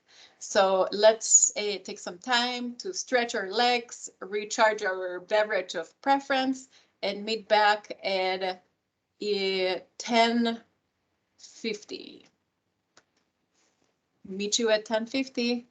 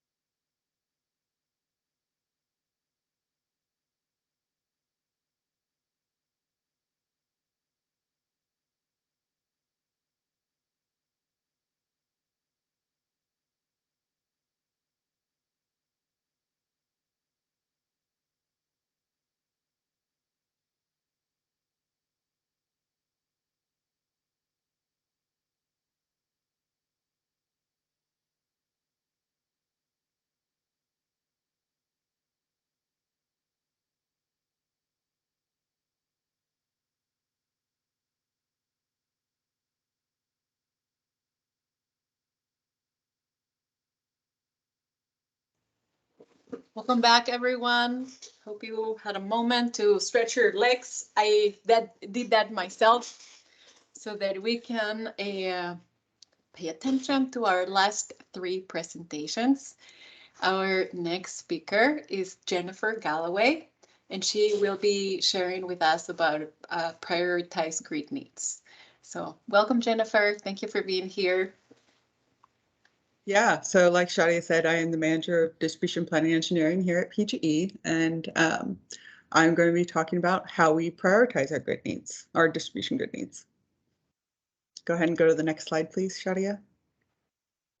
So I'm going to walk through our prioritization ranking matrix. So this is what we use to prioritize which grid needs we will study.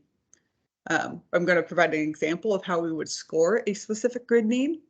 Then I'm going to present a prioritized list of grid needs that we developed for the 2023 capital cycle. And then I will talk more about next steps. So in our ranking matrix, we do have 5 levels of prioritization. So we're not only just looking at loading, we're also looking at things like asset health, which Emily Derricks from our asset management planning team has talked about in some of these forums. And also, I believe, a PUC technical workshop, safety, and also customers. And we have multipliers for prioritizing at each level so that we are ranking things such as safety really high in our ranking matrix. Next slide, please. So this is an overview of what is contained in each of these levels, and I will dig into more detail on each of these. So level 5 is safety and customer commitment. Level 4 is impacts to other facilities, and I will talk more about what that means.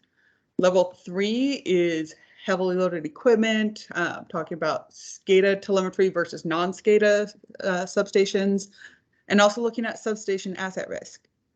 Level 2 is looking at the feeder risks, so out on the distribution line, load growth, and redundancy. And level 1 is system utilization and DG readiness. Next slide, please. So level 5, these are addressing our must-do grid needs. Safety is PGE's #1 priority. That being said, most grid needs developed from the distribution planning organization will not necessarily have a strong safety driver. An example of one that could be driven by distribution planning is if we are doing a substation rebuild and there are certain substations that due to what we call an arc flash hazard, people have to wear more personal protective equipment just to enter the substation or to operate that equipment in the substation. And so that would be an example of one type of project that could be driven from distribution planning. But because safety is our #1 priority, most of those are mitigated more so in like the real time and operations. Like if there's a real bad safety problem, it needs to be fixed. And the planning horizon is a little longer than what would need to be fixed. Customer commitment, ultimately, we have an obligation to serve this load in most areas of our system. We can accommodate residential and small commercial developments without some major system upgrades. I would say smaller residential developments, because there are some communities where you have a bunch of different large residential developments in one concentrated area. But large customer load often cannot be served with existing facilities. So I'm thinking things like data centers, their load is so much higher than your traditional, like a house, that it's unrealistic for us to build out capacity to serve that kind of load. It's not prudent to build that out before it comes. So these are our 2 categories in level 5. We do have them as a very high score here so that they are the most important things. Safety and customers are PG's top priorities. Next slide, Shadia. So level 4 addresses grid needs that have impacts to other facilities. And so the first thing we looked at is if there is a transmission or sub-transmission constraint. And the difference between those two is a matter of voltage. And so our transmission is our 115,000 volt system. Subtransmission would be our 57,000 volt system. So different substations are served at different voltage levels on the sources to the substation. But if those sources aren't adequate to serve the distribution system, we could be at risk of needing to turn off customer load when that system is stressed. We actually have requirements on the transmission side that are like federal compliance requirements, where we might have to shed load to mitigate a transmission issue. So we need to make sure that that part of the system is adequate in order to be able to serve our load. So if a grid need helps address these constraints, that gets a higher score.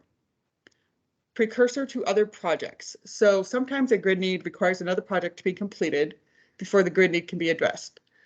An example of this is that when we go and build a substation, or when we rebuild a substation, excuse me, we have to take equipment out of service for a very long time, and talking like many months at times. And we can't just not serve customers for many months. So we will put in a temporary piece of equipment, but sometimes we don't have room to do that. And so we need to add capacity at a different substation in order to move load off the substation that we need to do work on. I think there's a question in the chat. Number 4, facilities means PGE grid equipment. Yes, it does. Then freeing up or mitigating mobile or temporary equipment or system configuration. So sometimes, we can experience equipment failure, or if the system's overly constrained, like during the June 2021 heat wave, we set all-time record loads for our system. Sometimes we have to install a temporary transformer at the substation just to be able to serve the load. Unfortunately, budget constraints and other, long lead materials and all of that, sometimes those can stay at a site for years if a permanent solution is not implemented. And really, these mobile and temporary equipment are meant for things like maintenance and system emergencies, not as permanent replacements for equipment. Next slide, please, Shadia.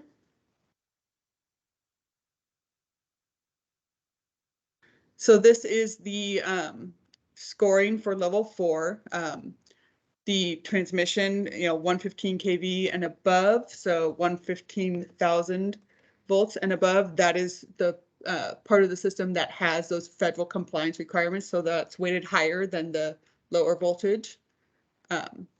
Precursor to mitigating other grid needs. Sometimes there's a chain effect on these grid needs, so that, if we have to rebuild 2 substations in order to rebuild another substation. And so if there are more substations that need to be, if rebuilding this substation unlocks the capability to mitigate other grid needs, like 2 or more, then we get a higher score for that. So the big thing here is, like, let's say we have substation C wants to add 10 megawatts of load.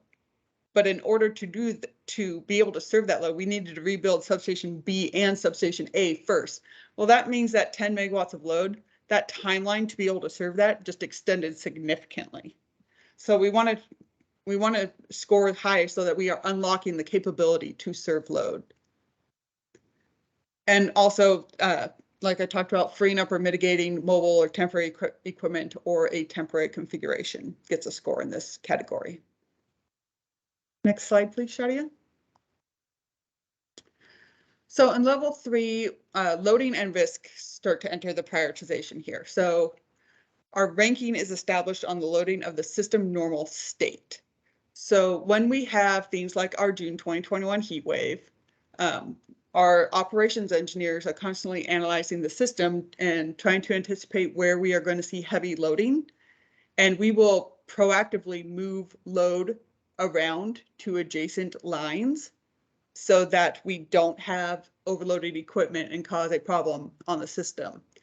But when we go and determine what actually occurred on the system, we treat that load as though it was back onto its normal source. That way we know, like, if we did not move this load, what would this piece of equipment actually load up to?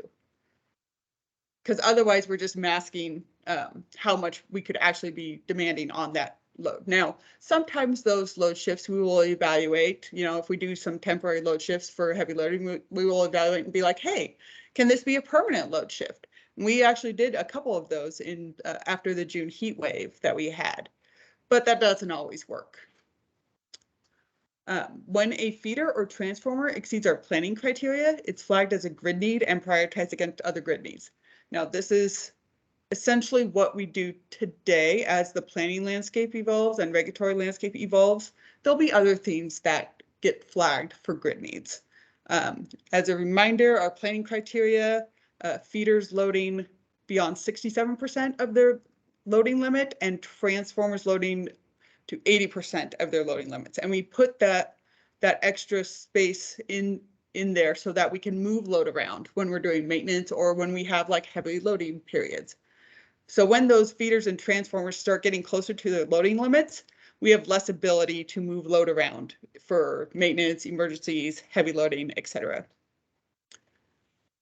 Using the asset management planning team risk register, we look at the substation total risk, which is probability of failure multiplied by consequence of failure. And so we put substation risk in here and feeder risk in the next section because substation risk is involves much bigger assets and much higher consequence if those assets were to fail. Also using the risk register, we determined existing substation customer minutes interrupted impact, which is probability of failure multiplied by total customer minutes interrupted. And I do see a couple things in the chat and I will address those after I'm done with this slide. So just 1 minute. And then this category also includes whether substation has SCADA telemetry. And also if it does have SCADA telemetry, is that SCADA obsolete? So it's not just that, you know, oh, the substation has no SCADA, but if we have SCADA, but the system's really old and we can't even maintain it, like maybe we don't have parts anymore or anything, because it might be that a manufacturer isn't making the parts anymore, we need to also address those.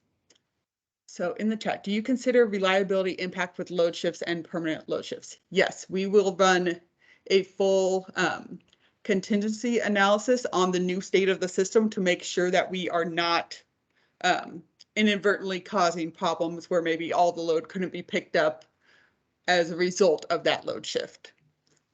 Does planning criteria reflect modeling and forecasting of demand and DERs?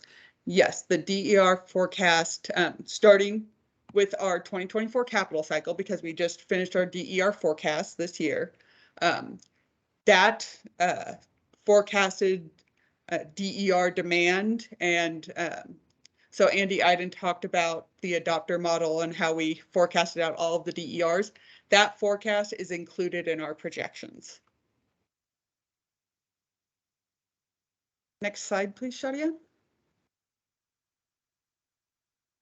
So this is the scoring of the level 3. So we have different levels so that, you know, the worst case loading situations are scored higher. And same with the risk and CMI impact, and also substation SCADA. If we're adding new, it gets a higher score than if we're replacing obsolete. All of our new substations will automatically get SCADA. Next slide, please, Shadia. So this is level 2. We're continuing to look at risk, but also load growth and resiliency in this section. So this, like I mentioned before, the total risk and customer interrupted, this is on the feeders outside of the substation. That is in level 2. Load growth impact to our equipment. So how heavily does our equipment load? Does it impact voltage? When do we have those problems? Not just, you know, if we're eventually going to have those problems 10 years from now, that's not going to get us high of a weighting. Load growth does include that DER forecast, like I said. Multiple feeders or transformers exceeding the planning criteria. So sometimes our grid needs are grouped like within a region, and I will describe this more when I talk about our example. but sometimes you can do one project that addresses multiple grid needs. So if that happens, we can put a higher score here. N-1 redundancy. So this is if there is a feeder outage, so a main line that starts at the substation and serves a bunch of customers off of one substation circuit breaker, we look at that. We will model taking that line out of service and seeing if we can pick all that load up onto adjacent feeder lines and adjacent substations. If it can't, then we give it a score here. And we do that for both our feeders and our transformers. But from a resiliency standpoint, we want to be able to pick up all customer load in the event of an outage anywhere on our system, even during the hottest summer or coldest winter. Next slide, please, Shadia. So this is the scoring of our level 2. So again, just like some of the other sections, we have higher scoring for different levels here. So, the asset health is also, the same type of scoring. Top 10 gets a higher score. Load growth impact to equipment, if it's going to come within, 5 years, then that's going to get a higher score. And this distinction is if we're exceeding the thermal limit of the line, then, at that point we're loading it over 100%, then we're going to get a higher score. If we're just exceeding the planning criteria, which is still important, it means that we're losing that operational flexibility, but that's a lower score than if we're overloading a piece of equipment. Multiple feeders or transformers exceeding planning criteria. So again, this is, if we can group like multiple grid needs into one analysis and one project to mitigate, then we give it a higher score here. And then the overloader voltage issues for a single element outage condition for both a feeder and a transformer. Next slide, please. So finally, level 1 talks about the system utilization and DG readiness. So if a grid need with a feeder or transformer is exceeding plan criteria in both summer and winter, it receives a point. If we are constantly experiencing heavy loading on equipment, the equipment is being more stressed over time. So we will assign a point for that. Most of our equipment, it is only in one season. We do have some exceptions. DG readiness, this is a category where we can evolve in the future as regulatory landscape changes. So right now we have it kind of as a bonus here, and it can be used kind of as a tiebreaker for projects, but until we have some regulatory evolutions here, there's only so much we can do. Next slide, please. Okay, so now I'm going to walk through a grid needs example. So in this example, we have an area east and south of Oregon City, and our Leland substation and Redland substations. So these two are adjacent substations to each other, and we have heavily loaded equipment, aging infrastructure, and lack of SCADA telemetry in this area. So this is an area where we feel like if we can address, we can use one project to address both of these because they are so close to each other. Next slide, please. So the Leland BR1 substation transformer and a couple of the feeders at Leland exceed planning criteria. And also we have a feeder at Redland exceeding planning criteria. And like I said, being that these are adjacent substations and feeders, and these tie to each other so that, if there's, we can move load back and forth between the feeders because they're tied together. But if they're all heavily loaded, that makes it more challenging. Being that these are adjacent substations and feeders from substations, they're combined into one grid need. Explain why DG readiness is considered a bonus. Shouldn't this be part of PGE's greenhouse gas reduction goals and therefore be a priority? I agree with you. It is more about the regulatory landscape right now and being able to make investments in generation That is not,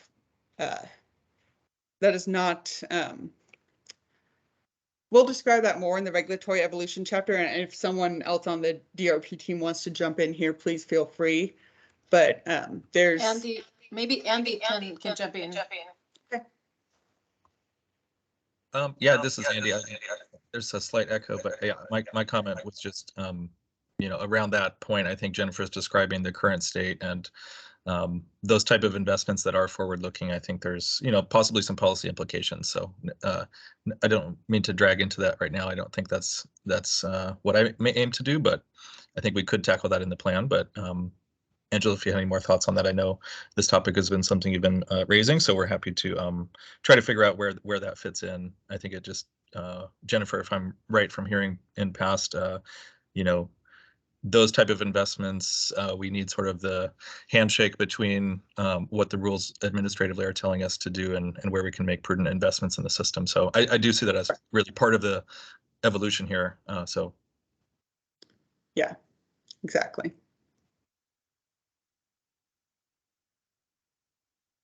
Okay, next slide. So now I'll walk through, for this specific example, the scoring that we do on this grid need. So level 5, there's no known safety issues at Redland or Leland. There's no large customer commitment that we need to address at either of these substations either. So level 5 gets a score of 0. Level 4, transmission or sub-transmission constraints. This is actually, we have Redland that's actually served by a 115 kV system, Leland served by a 57 kV system, but there aren't any issues on either of those systems. So that score gets a 0. Precursor to mitigating other grid needs. So this, we have a score of 5 because there is one. We have our Mount Pleasant substation that needs to be rebuilt that has some aging infrastructure, heavily loaded equipment, and lack of telemetry, so similar to this issue. But we need to add capacity at Redland substation to offload that Mount Pleasant substation while we're doing construction. And freeing up or mitigating mobile or temporary equipment or configuration. We do not have any mobile or temporary equipment or configuration impacting this area. Next slide, please.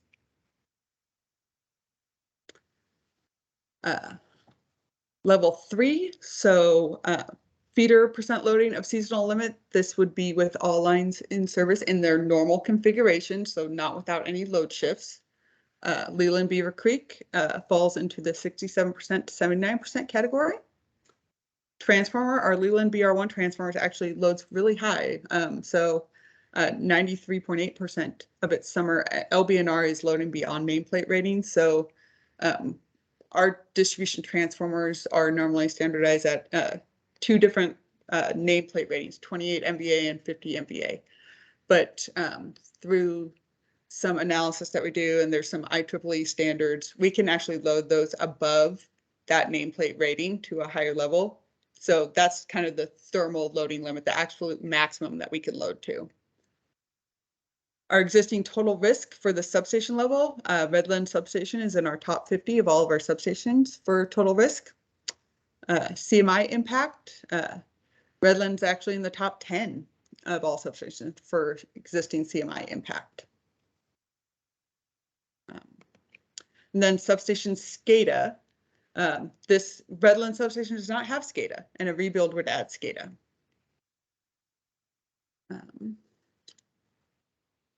I see a comment in the chat. I apologize if I am moving fast. Apologies. I tend to talk quickly, so please feel free to ask me to slow down.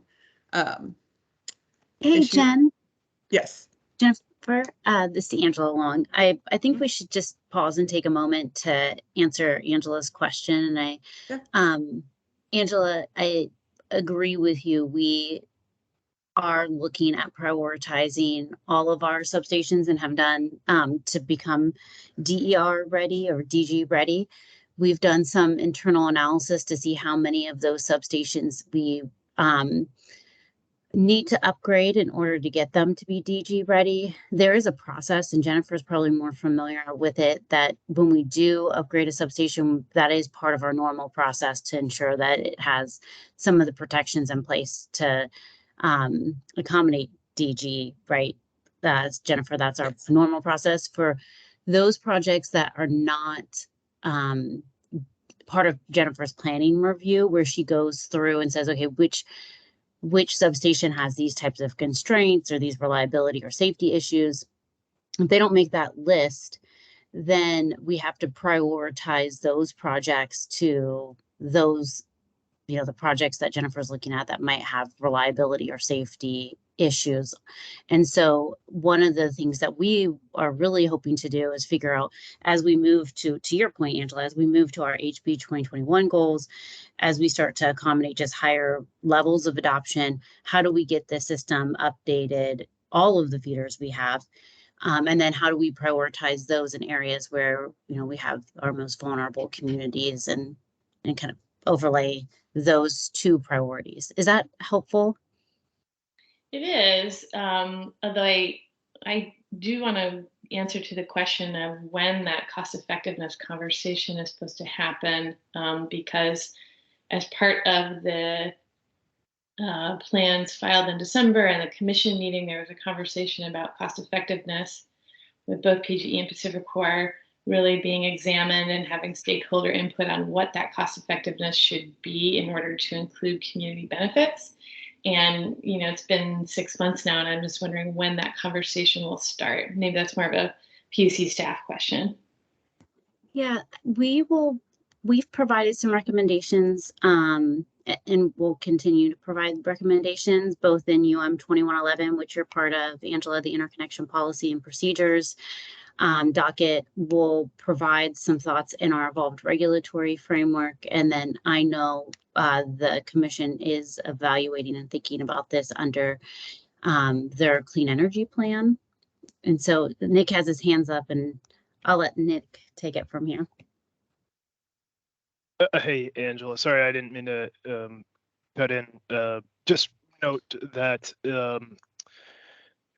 there's a host of things that need to be updated and revised regarding the guidelines. And Angela Crowley-Cook, you're right, that is a known gap in them, cost effectiveness regime, I'll say. And it's anticipated we'll get the first plans filed and evaluated here by the end of this year, and endeavor in that discussion regarding cost effectiveness and just updating the guidelines in general once we've finished the first plans. So we'll know what went well, what didn't really work out the way anticipated, and hopefully address as many of the gaps as we can.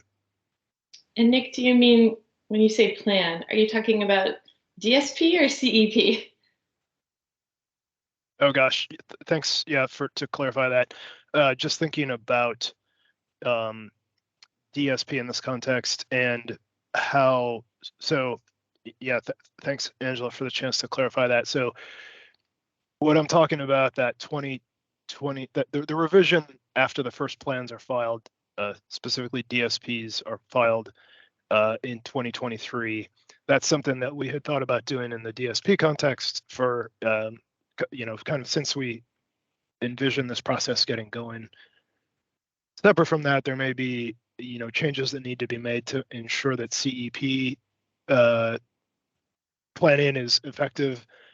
And hang on one second, sorry. I'm in the final stages of getting rid of a chest cold. So there's this forecasted DSP guideline revision likely in 2023. And in addition to that, there may be necessary changes to ensure CEP planning goes smoothly and effectively. And that latter one, the CEP planning process, obviously started after the DSP process started, right, with HB 2021. So there's some work going on in 2225, docket UM 2225 to synchronize that and address DSP guideline changes that might be required for that. That's a lot of high level back and forth docket stuff, but does that hopefully make sense and answer your question? Angela? A little bit. So you're saying that the cost effectiveness methodology conversation won't happen until like a year from now? Because I guess I'm confused since the commission had a conversation about this and a lot of organizations put it in their comments for the plans filed in December, the draft plans. And I think we're going to hear a lot more about this problem from community organizations because benefits to communities still won't be accurately reflected in the plans. And we heard a lot, I don't want to speak on behalf of other groups, but I know from the comments that were filed, there were a lot of groups who were concerned about benefits accurately being reflected and accounted for in investments, moving away from least cost, least risk to really have a full kind of community value. Are you saying, did I hear you right, that you're saying kind of next year at this time, or how? The first plans will be filed in about 2 months in August. The first plans in full, right? Part 1 and Part 2. I anticipate. I think everybody would like to get those evaluated by the end of the year, as quickly as possible. And at that point, we'll have a chance to sort of say, we went through one DSP planning cycle. How'd it go? And then so probably that would be 2023, early 2023. I don't know, perhaps Q1.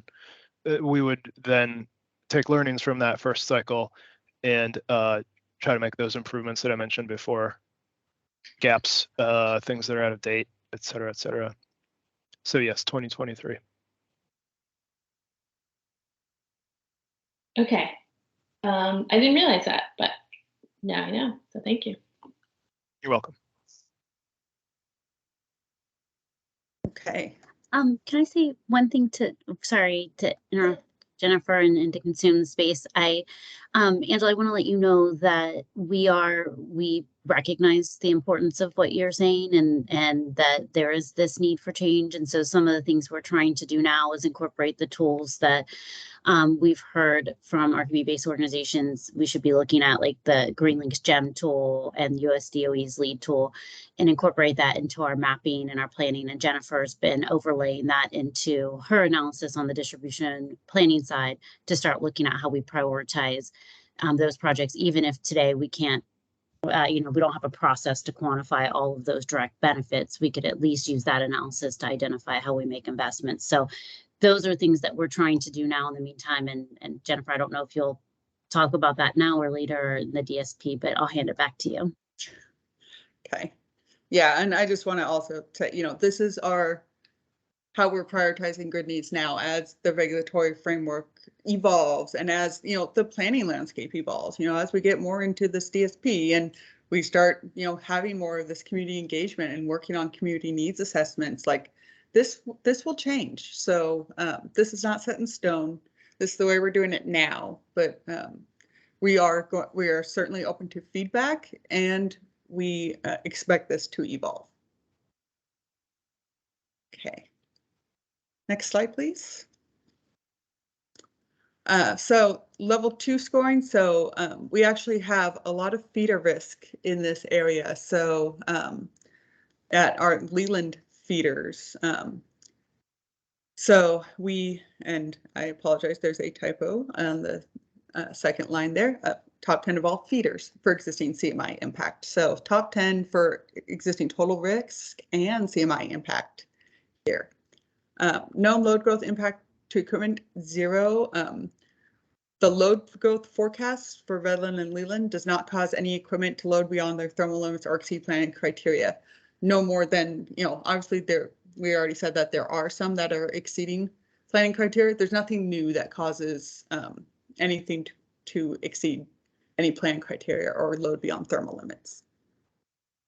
Next slide, please. So this continuation of level 2, we have multiple feeders and transformers exceeding planning criteria. So this is a benefit of combining multiple grid needs into one analysis, is that we get a higher score in this section. Looking at our reliability, redundancy, resiliency here, Leland feeders do not have N-1 redundancy, so it gets a point. And the Leland BR1 transformer does not have N-1 redundancy, so it also gets a point. Next slide, please. The level 1, distribution transformer utilization, like I mentioned before, most of our system, we aren't necessarily seeing exceedances in both summer and winter. So transformer utilization, it gets a 0. Feeder utilization, in this instance, this is 1, and I think this is actually pretty rare. We might only have 1 or 2 other locations on our system where this happens. We have exceeding the planning criteria during the winter and exceeding the planning criteria during the summer. And then Redland substation rebuild would make the substation DG ready. So it gets a point here. Next slide, please. So overall, this scored as an 84, which is the 4th highest ranking grid need for this planning cycle. So it was, you know, there's a lot of asset risk, customer minutes interrupted risk, aging infrastructure, lack of telemetry, and heavily loaded equipment. All of that combined leads to a pretty high score. Next slide, please. So now I am going to talk about our prioritized list of grid needs.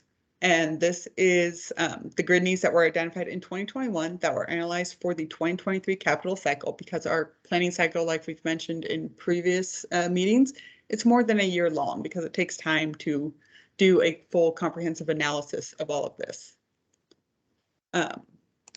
So there are 12 total grid needs that were prioritized for detailed analysis for the 2023 capital cycle. Each distribution planning engineer studies 1 to 3 grid needs per year. Next slide, please. So this is the first 6 of our prioritized list of grid needs, and I'll just give a brief overview of all of these. So we have industrial load growth in North Hillsborough, and if anyone's driven out there lately, you will see just how much. I swear every time I go out there, there's a new building. And it is significantly large load growth. So this is the kind of load growth that, you know, it's not a traditional load growth. You know, we're talking about 91 MVA in 2024, growing to 270 MVA in 2030. This is just to serve multiple large data centers and multiple large loads coming to the area. And the nature of data center operations is that their load does not fluctuate like your house would. Their load does not drop off significantly in the evenings like other, you know, business or residential does. It will to some extent because of cooling, but not always. So it's much more of a fixed load value, which means that the duration of the need is longer.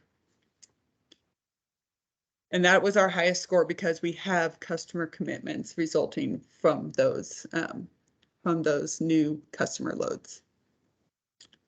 The second one is commercial load growth in the Woodburn area and our 57 kV system constraints. So our 57 kV system in this area, and there will be a section talking about a specific project in our DSP report, and maybe I can talk about that specific project in a later meeting, but we are doing a large project to really upgrade and modernize and add capacity in our Woodburn and North Marion areas that will you know, really add resiliency and redundancy and reliability to that part of the system. In this case, specifically in the Woodburn area, we do actually have a customer load growth, which I've been around for 15 years. We typically do not have load growth in this area. So we are finally starting to see some load growth coming to this part of the system, which is exciting. So we do have issues on the distribution system in this area. I will say that the issues on the 57 kV system are pretty severe in this area. So the sources to this area are pretty severe. We have major system constraints, and it is difficult to operate within those constraints.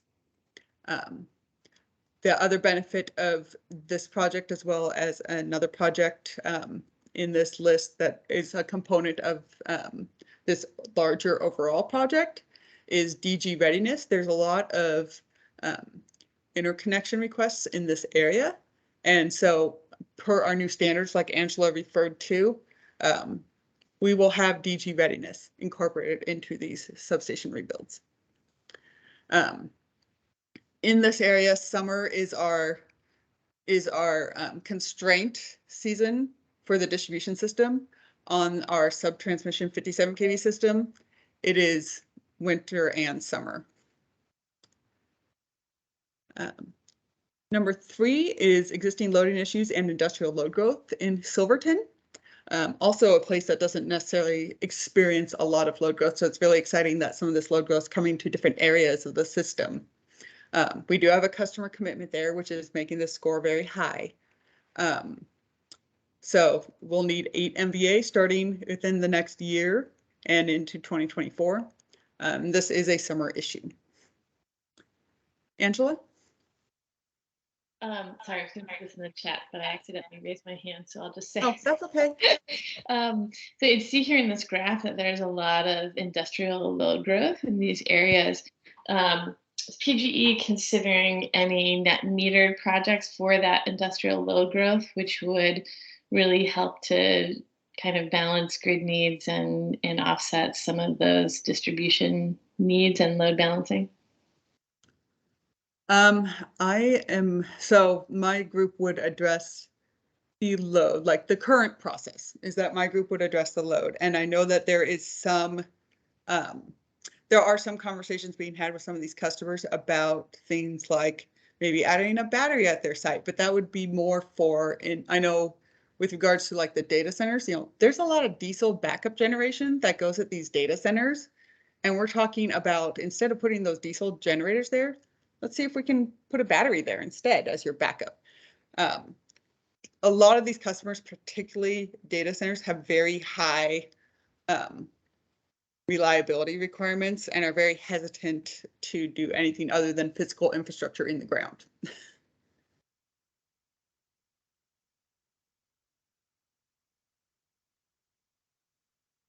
Does that answer your question, Angela? A little bit, yeah. I mean, solar is a physical infrastructure. Solar plus storage is a physical infrastructure, and I guess in a different technical definition that you're using. But if summer is really the peak period, you know, obviously solar matches that pretty well, and it seems like better for the environment and for reliability to use solar and storage rather than a diesel generator. Yes, yes, and these diesel generators are not owned by PGE. So, but we are having conversations with some of these customers about, hey, rather than putting in these diesel generators, how about putting in a battery? How about, you know, I don't know the extent of what we're doing with solar. And so that's not. Yeah, Jennifer, I Andy, can add a bit. go ahead. Yeah, Angela, I think the answer in the short form is yes, we would love to discuss, you know, opportunities to use more solar and storage in these areas. I think Jennifer is highlighting a key distinction, which is it's customer-driven reliability that they're planning with their diesel backups and often, you know, dedicated additional service that they'll pay a portion of, and so or the full amount. And so I think, but we do have an interest to sort of partner with Energy Trust and others. So we welcome a conversation on that. Actually, it's yet to be determined for the date, but we've been kind of talking for a while about with Energy Trust and kind of talked about this with NWEC and CUB, who I think are still on the call, about some comments in the IRP from 2019 that we're going to be looking at additional energy efficiency opportunities in data centers, which would include, I think, storage and solar and other kind of clean energy distributed solutions. So, you know, it's a sizable task, and the challenge with solar by itself, even with short duration storage, is that because, like Jennifer said, there's such a flat load that if the peak is not around, you know, solar noon to maybe 4 p.m., where solar provides more coincidence, if it's more like in the evening time, 6 to 8 p.m. or something like that, which we might see in the later summer months. Then it's part of a strategy. Like, it's not going to knock out the entire need. So I agree. It's a good thing to try to consider how it can contribute, but it needs to be kind of thought of as as pertains to the load profile of that feeder. Yes, thank you, Andy.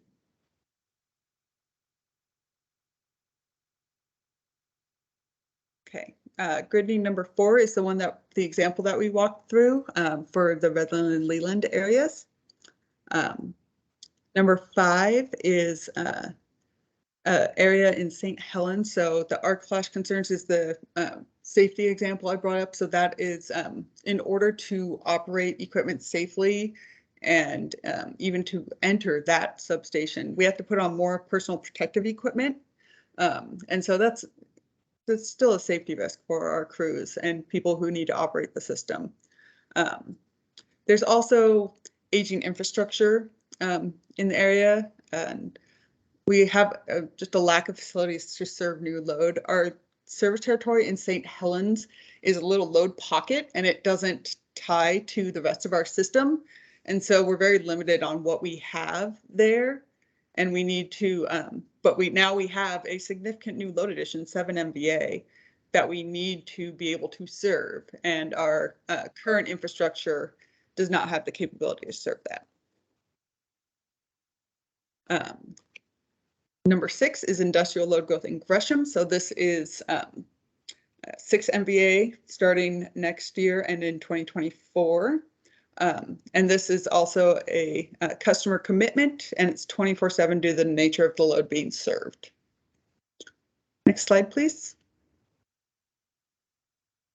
So number 7 is the other project that I referred to when I was talking about number 2. Is part of a larger, what we're calling the Willamette Valley Resiliency Project.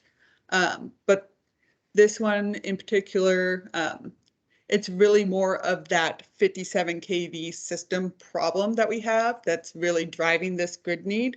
But there's also DG readiness that's helping drive this grid need as well. Number 8 is, this is one that's an example where we have dependencies on for other grid needs. So we need to do a project at this substation so that we can unlock our ability to fix other grid needs that are dependent on this substation having more capacity. We also have temporary equipment inside a substation that's being used to serve load that isn't, it's non-standard, and we need to upgrade that to be standard, and it's really aging infrastructure. Aging infrastructure is really a 24/7 thing. So as well as temporary equipment, it's there 24/7. Residential load growth in the Happy Valley area, ranking number 9. So we are using temporary equipment for support. This is one area that really got hit hard in our June 2021 heat wave. We had to actually put a transformer that was intended for like a temporary use for maintenance or other like failed equipment. We had to go and put one at a substation out there because we could not serve all the load otherwise in a reliable manner. And there's just a lot of development out in the Happy Valley area, so we need to add more capacity on our system. Grid need number 10 is the boring area. And so the boring area is an example of where we had a substation transformer fail back in 2019, I believe it was. And because, so we had to shift load around, and so we're in this temporary configuration, but it's stressing those other parts of the system. And so we need to do a project to come up with a permanent solution. But there's also a lot of aging infrastructure at our boring substation, so we want to address that as well. Grid need number 11. This is another example of a grid need where we need to make an investment in order to unlock the ability to do other, to mitigate other grid needs. And so this, but this substation also happens to have lack of SCADA telemetry and some aging infrastructure. And so this is our grid need number 11. There is a lot of capacity needed to support adjacent substation rebuilds. And then finally, grid need number 12 is the Murray Hill Shoals area. We have this is one area that is an example of where we have a grouping of large residential developments. And so there's a lot of load growth happening in one area. We have some current existing system constraints now, and they're only going to get exacerbated by this load growth. And so that is prioritized here. But the reason why that one is lower is because the asset health is much better than some of these other substations. Next slide, please. So our next steps, we are now starting to prioritize our 2024 grid needs. So the projects, the grid needs that will turn into projects for the 2024 capital cycle. We will be going through the new processes of community engagement and non-wire solutions analysis. This is something that is the new normal for us. So like I mentioned before, this ranking matrix, it's based on what we've been doing, but it's going to evolve, like incorporating equity into the ranking matrix. This will go into level 3, so it'll be a very high ranking, and we'll have a nice multiplication factor for us to ensure that we're including equity into this ranking matrix. And I believe that is the end of my slides. Any questions?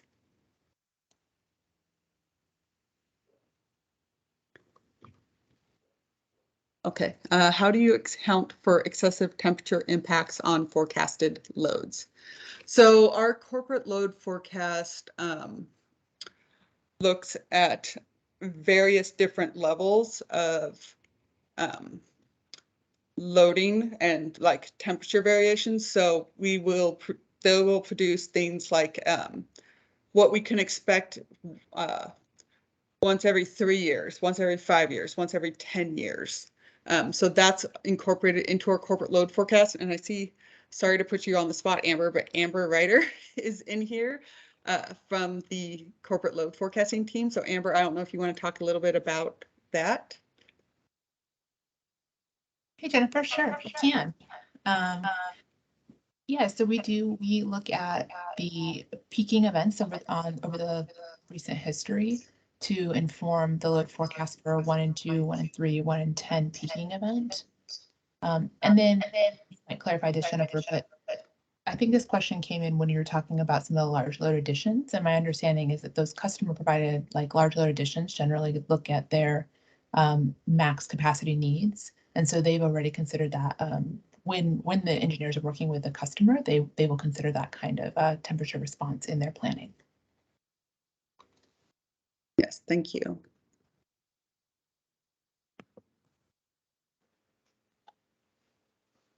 Okay.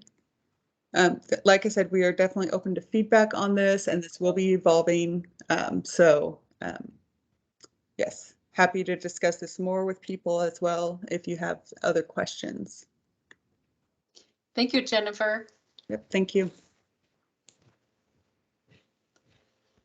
Our final presenter will be Eva. How do you spell your last name? How do you pronounce it? It's DeCicero. DeCicero. There. If folks speak Spanish, it follows that convention. DeCicero. Yeah. Well, as I mentioned at the beginning of the meeting, we would like to provide a space for our partner team here at PGE, the Transportation Electrification team, to share what's happening on their corner and how we have some intersecting points. I just wanted to also mention to the room that since we have such a great discussion that I'm so happy we were able to have and accommodate, we will be moving our last presentation to our July 13th meeting. You already have the slides if you want to pick on the topic, but we will be formally presenting on July 13th. So with that, I'll step back and I will let Eva take over the microphone. Thank you so much. Good morning, good almost afternoon, folks. Thank you so much for having me. My name is Eva DeCicero, and I am on the Transportation Electrification team here at PGE. And wanted to take just a few minutes of this conversation today because we've heard there continues to be an ongoing interest in this conversation with this group in how the DSP and T intersect, We've been working on that internally for some time, with DSP leading there. And then we've also recently kicked off our external conversation around our transportation electrification planning. And so today we really want to broaden that outreach to this group, invite you all to continue that detailed process if there's interest. And I think the other piece that I want to just mention is I know this is, I mean, it's been great for me to listen in today and just hear the questions and the conversation. I realize this is like the end of a very long day. So if you just don't have the energy right now, or you think of something later and you want to ask that question, I've got some colleagues here. Again, we can follow up with you. We're always happy to have a conversation around transportation electrification and particularly our TE plan moving forward. So next slide. Okay. So, and I already used an acronym, which was TE, that stands for transportation electrification. And taking a step back, what is that, right?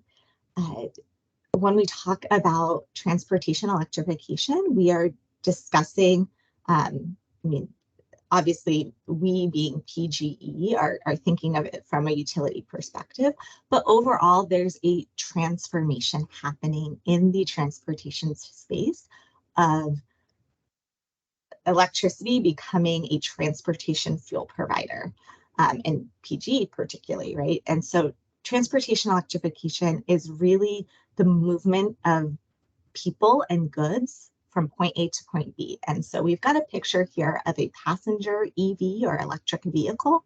But when we talk about transportation electrification, we're really talking about multimodal modes. And so that's everything from micromobility, like electric scooters or bikes, to buses, public transit buses, electric school buses, as well, you know, again, passenger vehicles that many of us use to get around, and everything from medium duty delivery vans and trucks to heavy duty Class 8 trucks that you see going down the highway.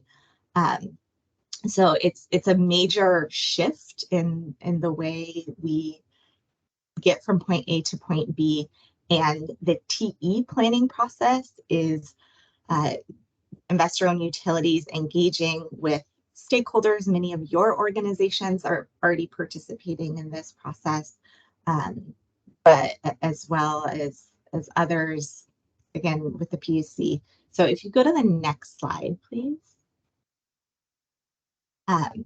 What we're working on now is our plan through 2025 of what is the right role and where does PGE fit into transportation electrification. So if we step back and take a big long look at, you know, PG's working on decarbonizing, electrifying, and performing, right? And transportation electrification really fits in across that, all of those goals.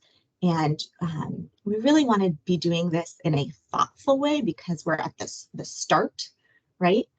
And we want to be making sure we're laying a strong foundation. So the investments we're making today, make sure we are prepared for that transportation load as it comes and people shift to electric vehicles.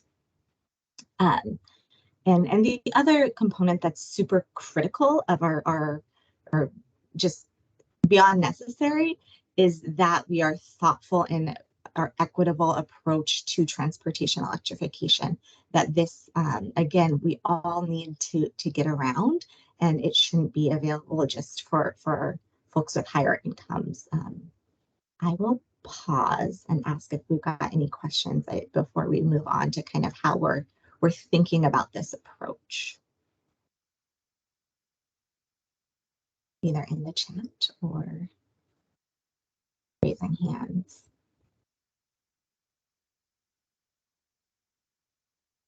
I'm not seeing any, but if you do, please, again, just drop your questions in or raise your hand. But could we go to the next slide? Oh, we have a hand. Hey, go ahead, Angus. Yeah, hi. I didn't want your request to just sort of linger there in the air.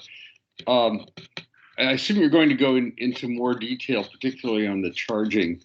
But I'd like to offer the observation, which I'm discussing with the city and with the ODOT and others, that we really need to think of the charging infrastructure as leading rather than following the adoption of EVs, on the premise that people are discouraged from acquiring EVs unless they can be assured that they can access charging relatively simply and inexpensively. So, there needs to be a sequencing of charging, assuming that charging has to be deployed first, and probably is not going to be cost effective in the first year or two until the uptake of vehicles catches up with it.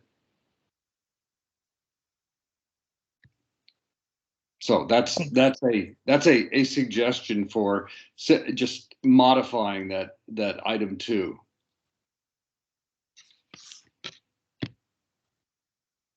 Yes, and noted there. And we're not going to get into the details today of the plan, the overall vision, and this is really high level today, inviting folks who are on this call who want to get into those details. We'll have the information in a couple slides here, but to continue that conversation in the TE planning process, while coordinating closely with the DSP team, recognizing all the input that you've already given and provided in this space.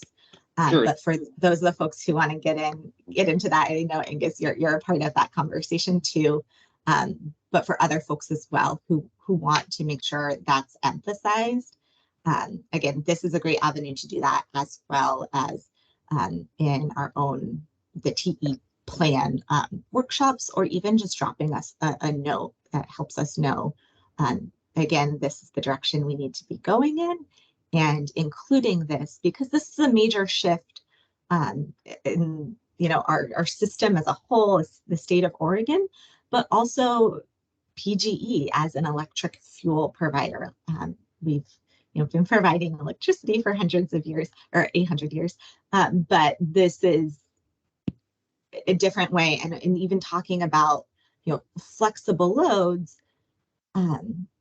certainly we can shift around maybe perhaps when people are charging, but people need to know that when they go to leave, wherever they live every day, they can get from point A to point B in a reliable way. And so shifting that around is, sometimes that makes sense to have, shift charging load, EV charging load, and other times, that for a fleet or other customers who need to make deliveries, need to get kids to school, etc. So figuring out when that time is appropriate.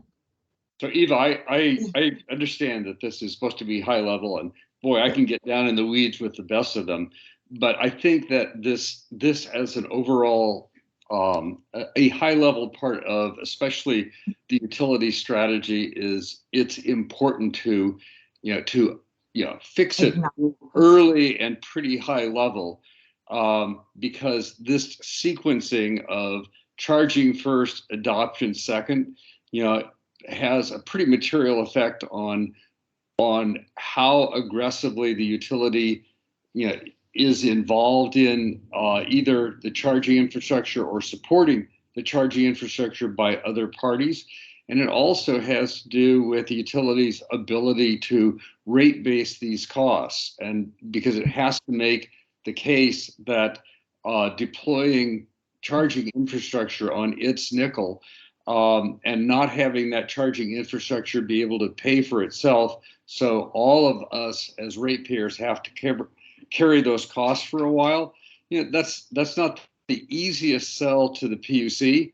So far, we've been able to successfully sell it, but I think that, especially for PGE, needs to be, if it's not first level, it's level 1A. It's pretty close to the top.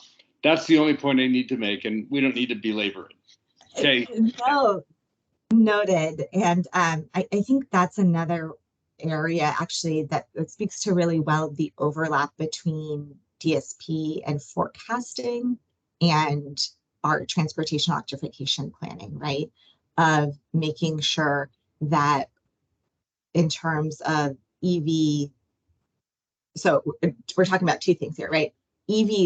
Actual EV counts and load, but also the ports that are needed to support not only the vehicles that are here today, but that are coming along, and really wanting to make sure we're doing everything we can to support like where those either EV considerers, or again, we want to make sure we're thinking about this from multi-modes of transit, our transit and school districts, so they can make that switch perhaps in an accelerated fashion than if otherwise, utilities were not participating in this space, and bringing down that timeline and working closely again with state partners. So we've got a lot more tools in the toolbox, I would say, than our first TE plan, which was back in 2019, including things like ODOT, the Oregon Department of Transportation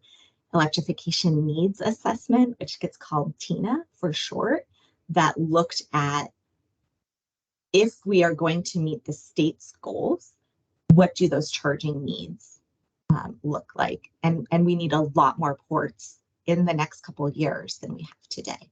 So I do want to keep going, but again, so next slide. And discuss a little bit more of how we're thinking about that. Because again, if we just approach transportation electrification from the concept of, well, there's residential customers and there's non-residential customers, that approach does not necessarily work across transportation, because we might have something like a fleet customer, like a transit or school district, where the customer who would be participating in a PGE program is that district, but the end beneficiary or the end user are PGE residential customers who, again, maybe don't have their own passenger vehicle or don't commute using their own passenger vehicle. So thinking not only kind of in verticals, but also horizontals. And then the other component that we're shifting or bringing to this planning cycle is moving from, if you think about it from a crawl, walk, run stage, is our initial programs and investments have been often in the pilot stage, right? Testing what works, the technology, et cetera. And especially as the adoption of electric vehicles increases in Oregon and across our customers, we need to be moving from an initial pilot stage to more robust ongoing programming, so customers know whether they're going electric today or in a couple months or down the road, they can rely on PGE to be a trusted electric fuel provider. Next slide there. Yeah. So my case to you is why get involved. I have a suspicion, right, if you're already involved in this conversation, that you're interested in this, but it's really important that we have as many voices at the table who can provide insights and provide thoughts in terms of getting the scale and details right in this approach, because we're laying the foundation for this real big transformation. So I know we're really close at time. I'll just get to the next slide really quick and then see if we have questions. So if you want to be part of that planning process, please, drop your name or a note in the chat. I've got a colleague here who can add you to the invites. Our next large conversation is happening on June 14th. We'd love to have you there, but even if you can't be there but you want the materials, you want information, it's worthwhile signing up just so you can make sure you're getting that information or sharing it with folks at your organizations who are would be perhaps better suited to participate. So just like DSP, we also have a website. Again, it's in the materials, but it's on here. And then again, this was just kind of kicking things off today, but we'll be working closely with the DSP team on our stakeholder engagement and trying to, again, use your time wisely. So bringing important or relative questions to this group in more detail as needed. Any questions there? See, anything in the chat I'm missing? I think that there are 2 questions on the chat, Eva. Okay. So has thought been given to consider charging logistics? Meaning, if I am in line, could be the 4th in a queue for a fast charge, I could be there for 2 hours. Maybe a faster charge might be a hydrogen system. I'm thinking of a fully integrated system. So again, it sounds like this might be a question that's more suited for that detailed conversation, but we're going back to are we coordinating with state partners? We think it's super critical, not just like what are we planning for today, but that we're future proofing as much as possible these investments. So making sure chargers that get installed, fast chargers in particular, are able to charge the vehicles as the rate that they're now being produced. Some of those older vehicles limited charging, the charging speed, but newer vehicles can charge faster. So again, we want to be thinking about both today and tomorrow around that. And then, is there another one that I missed? I think, did you answer Angus's question? I think the charging density. I think the second one was more a comment. Yeah. So I think you're good there. Mm-hmm. Okay. Thank you. I know that was really quick.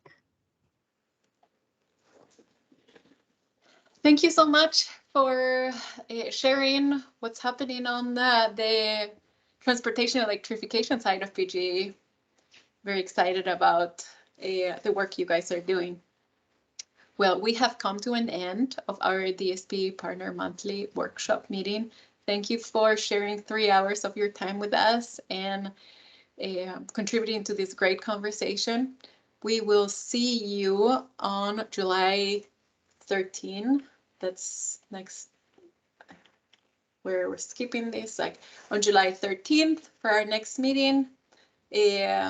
This is a draft agenda. Most likely it's going to change. We like to adjust our agenda with what we have heard in the room. So definitely grid solutions, non-wire solutions, and we will have the large project community engagement moved to the July 13th meeting.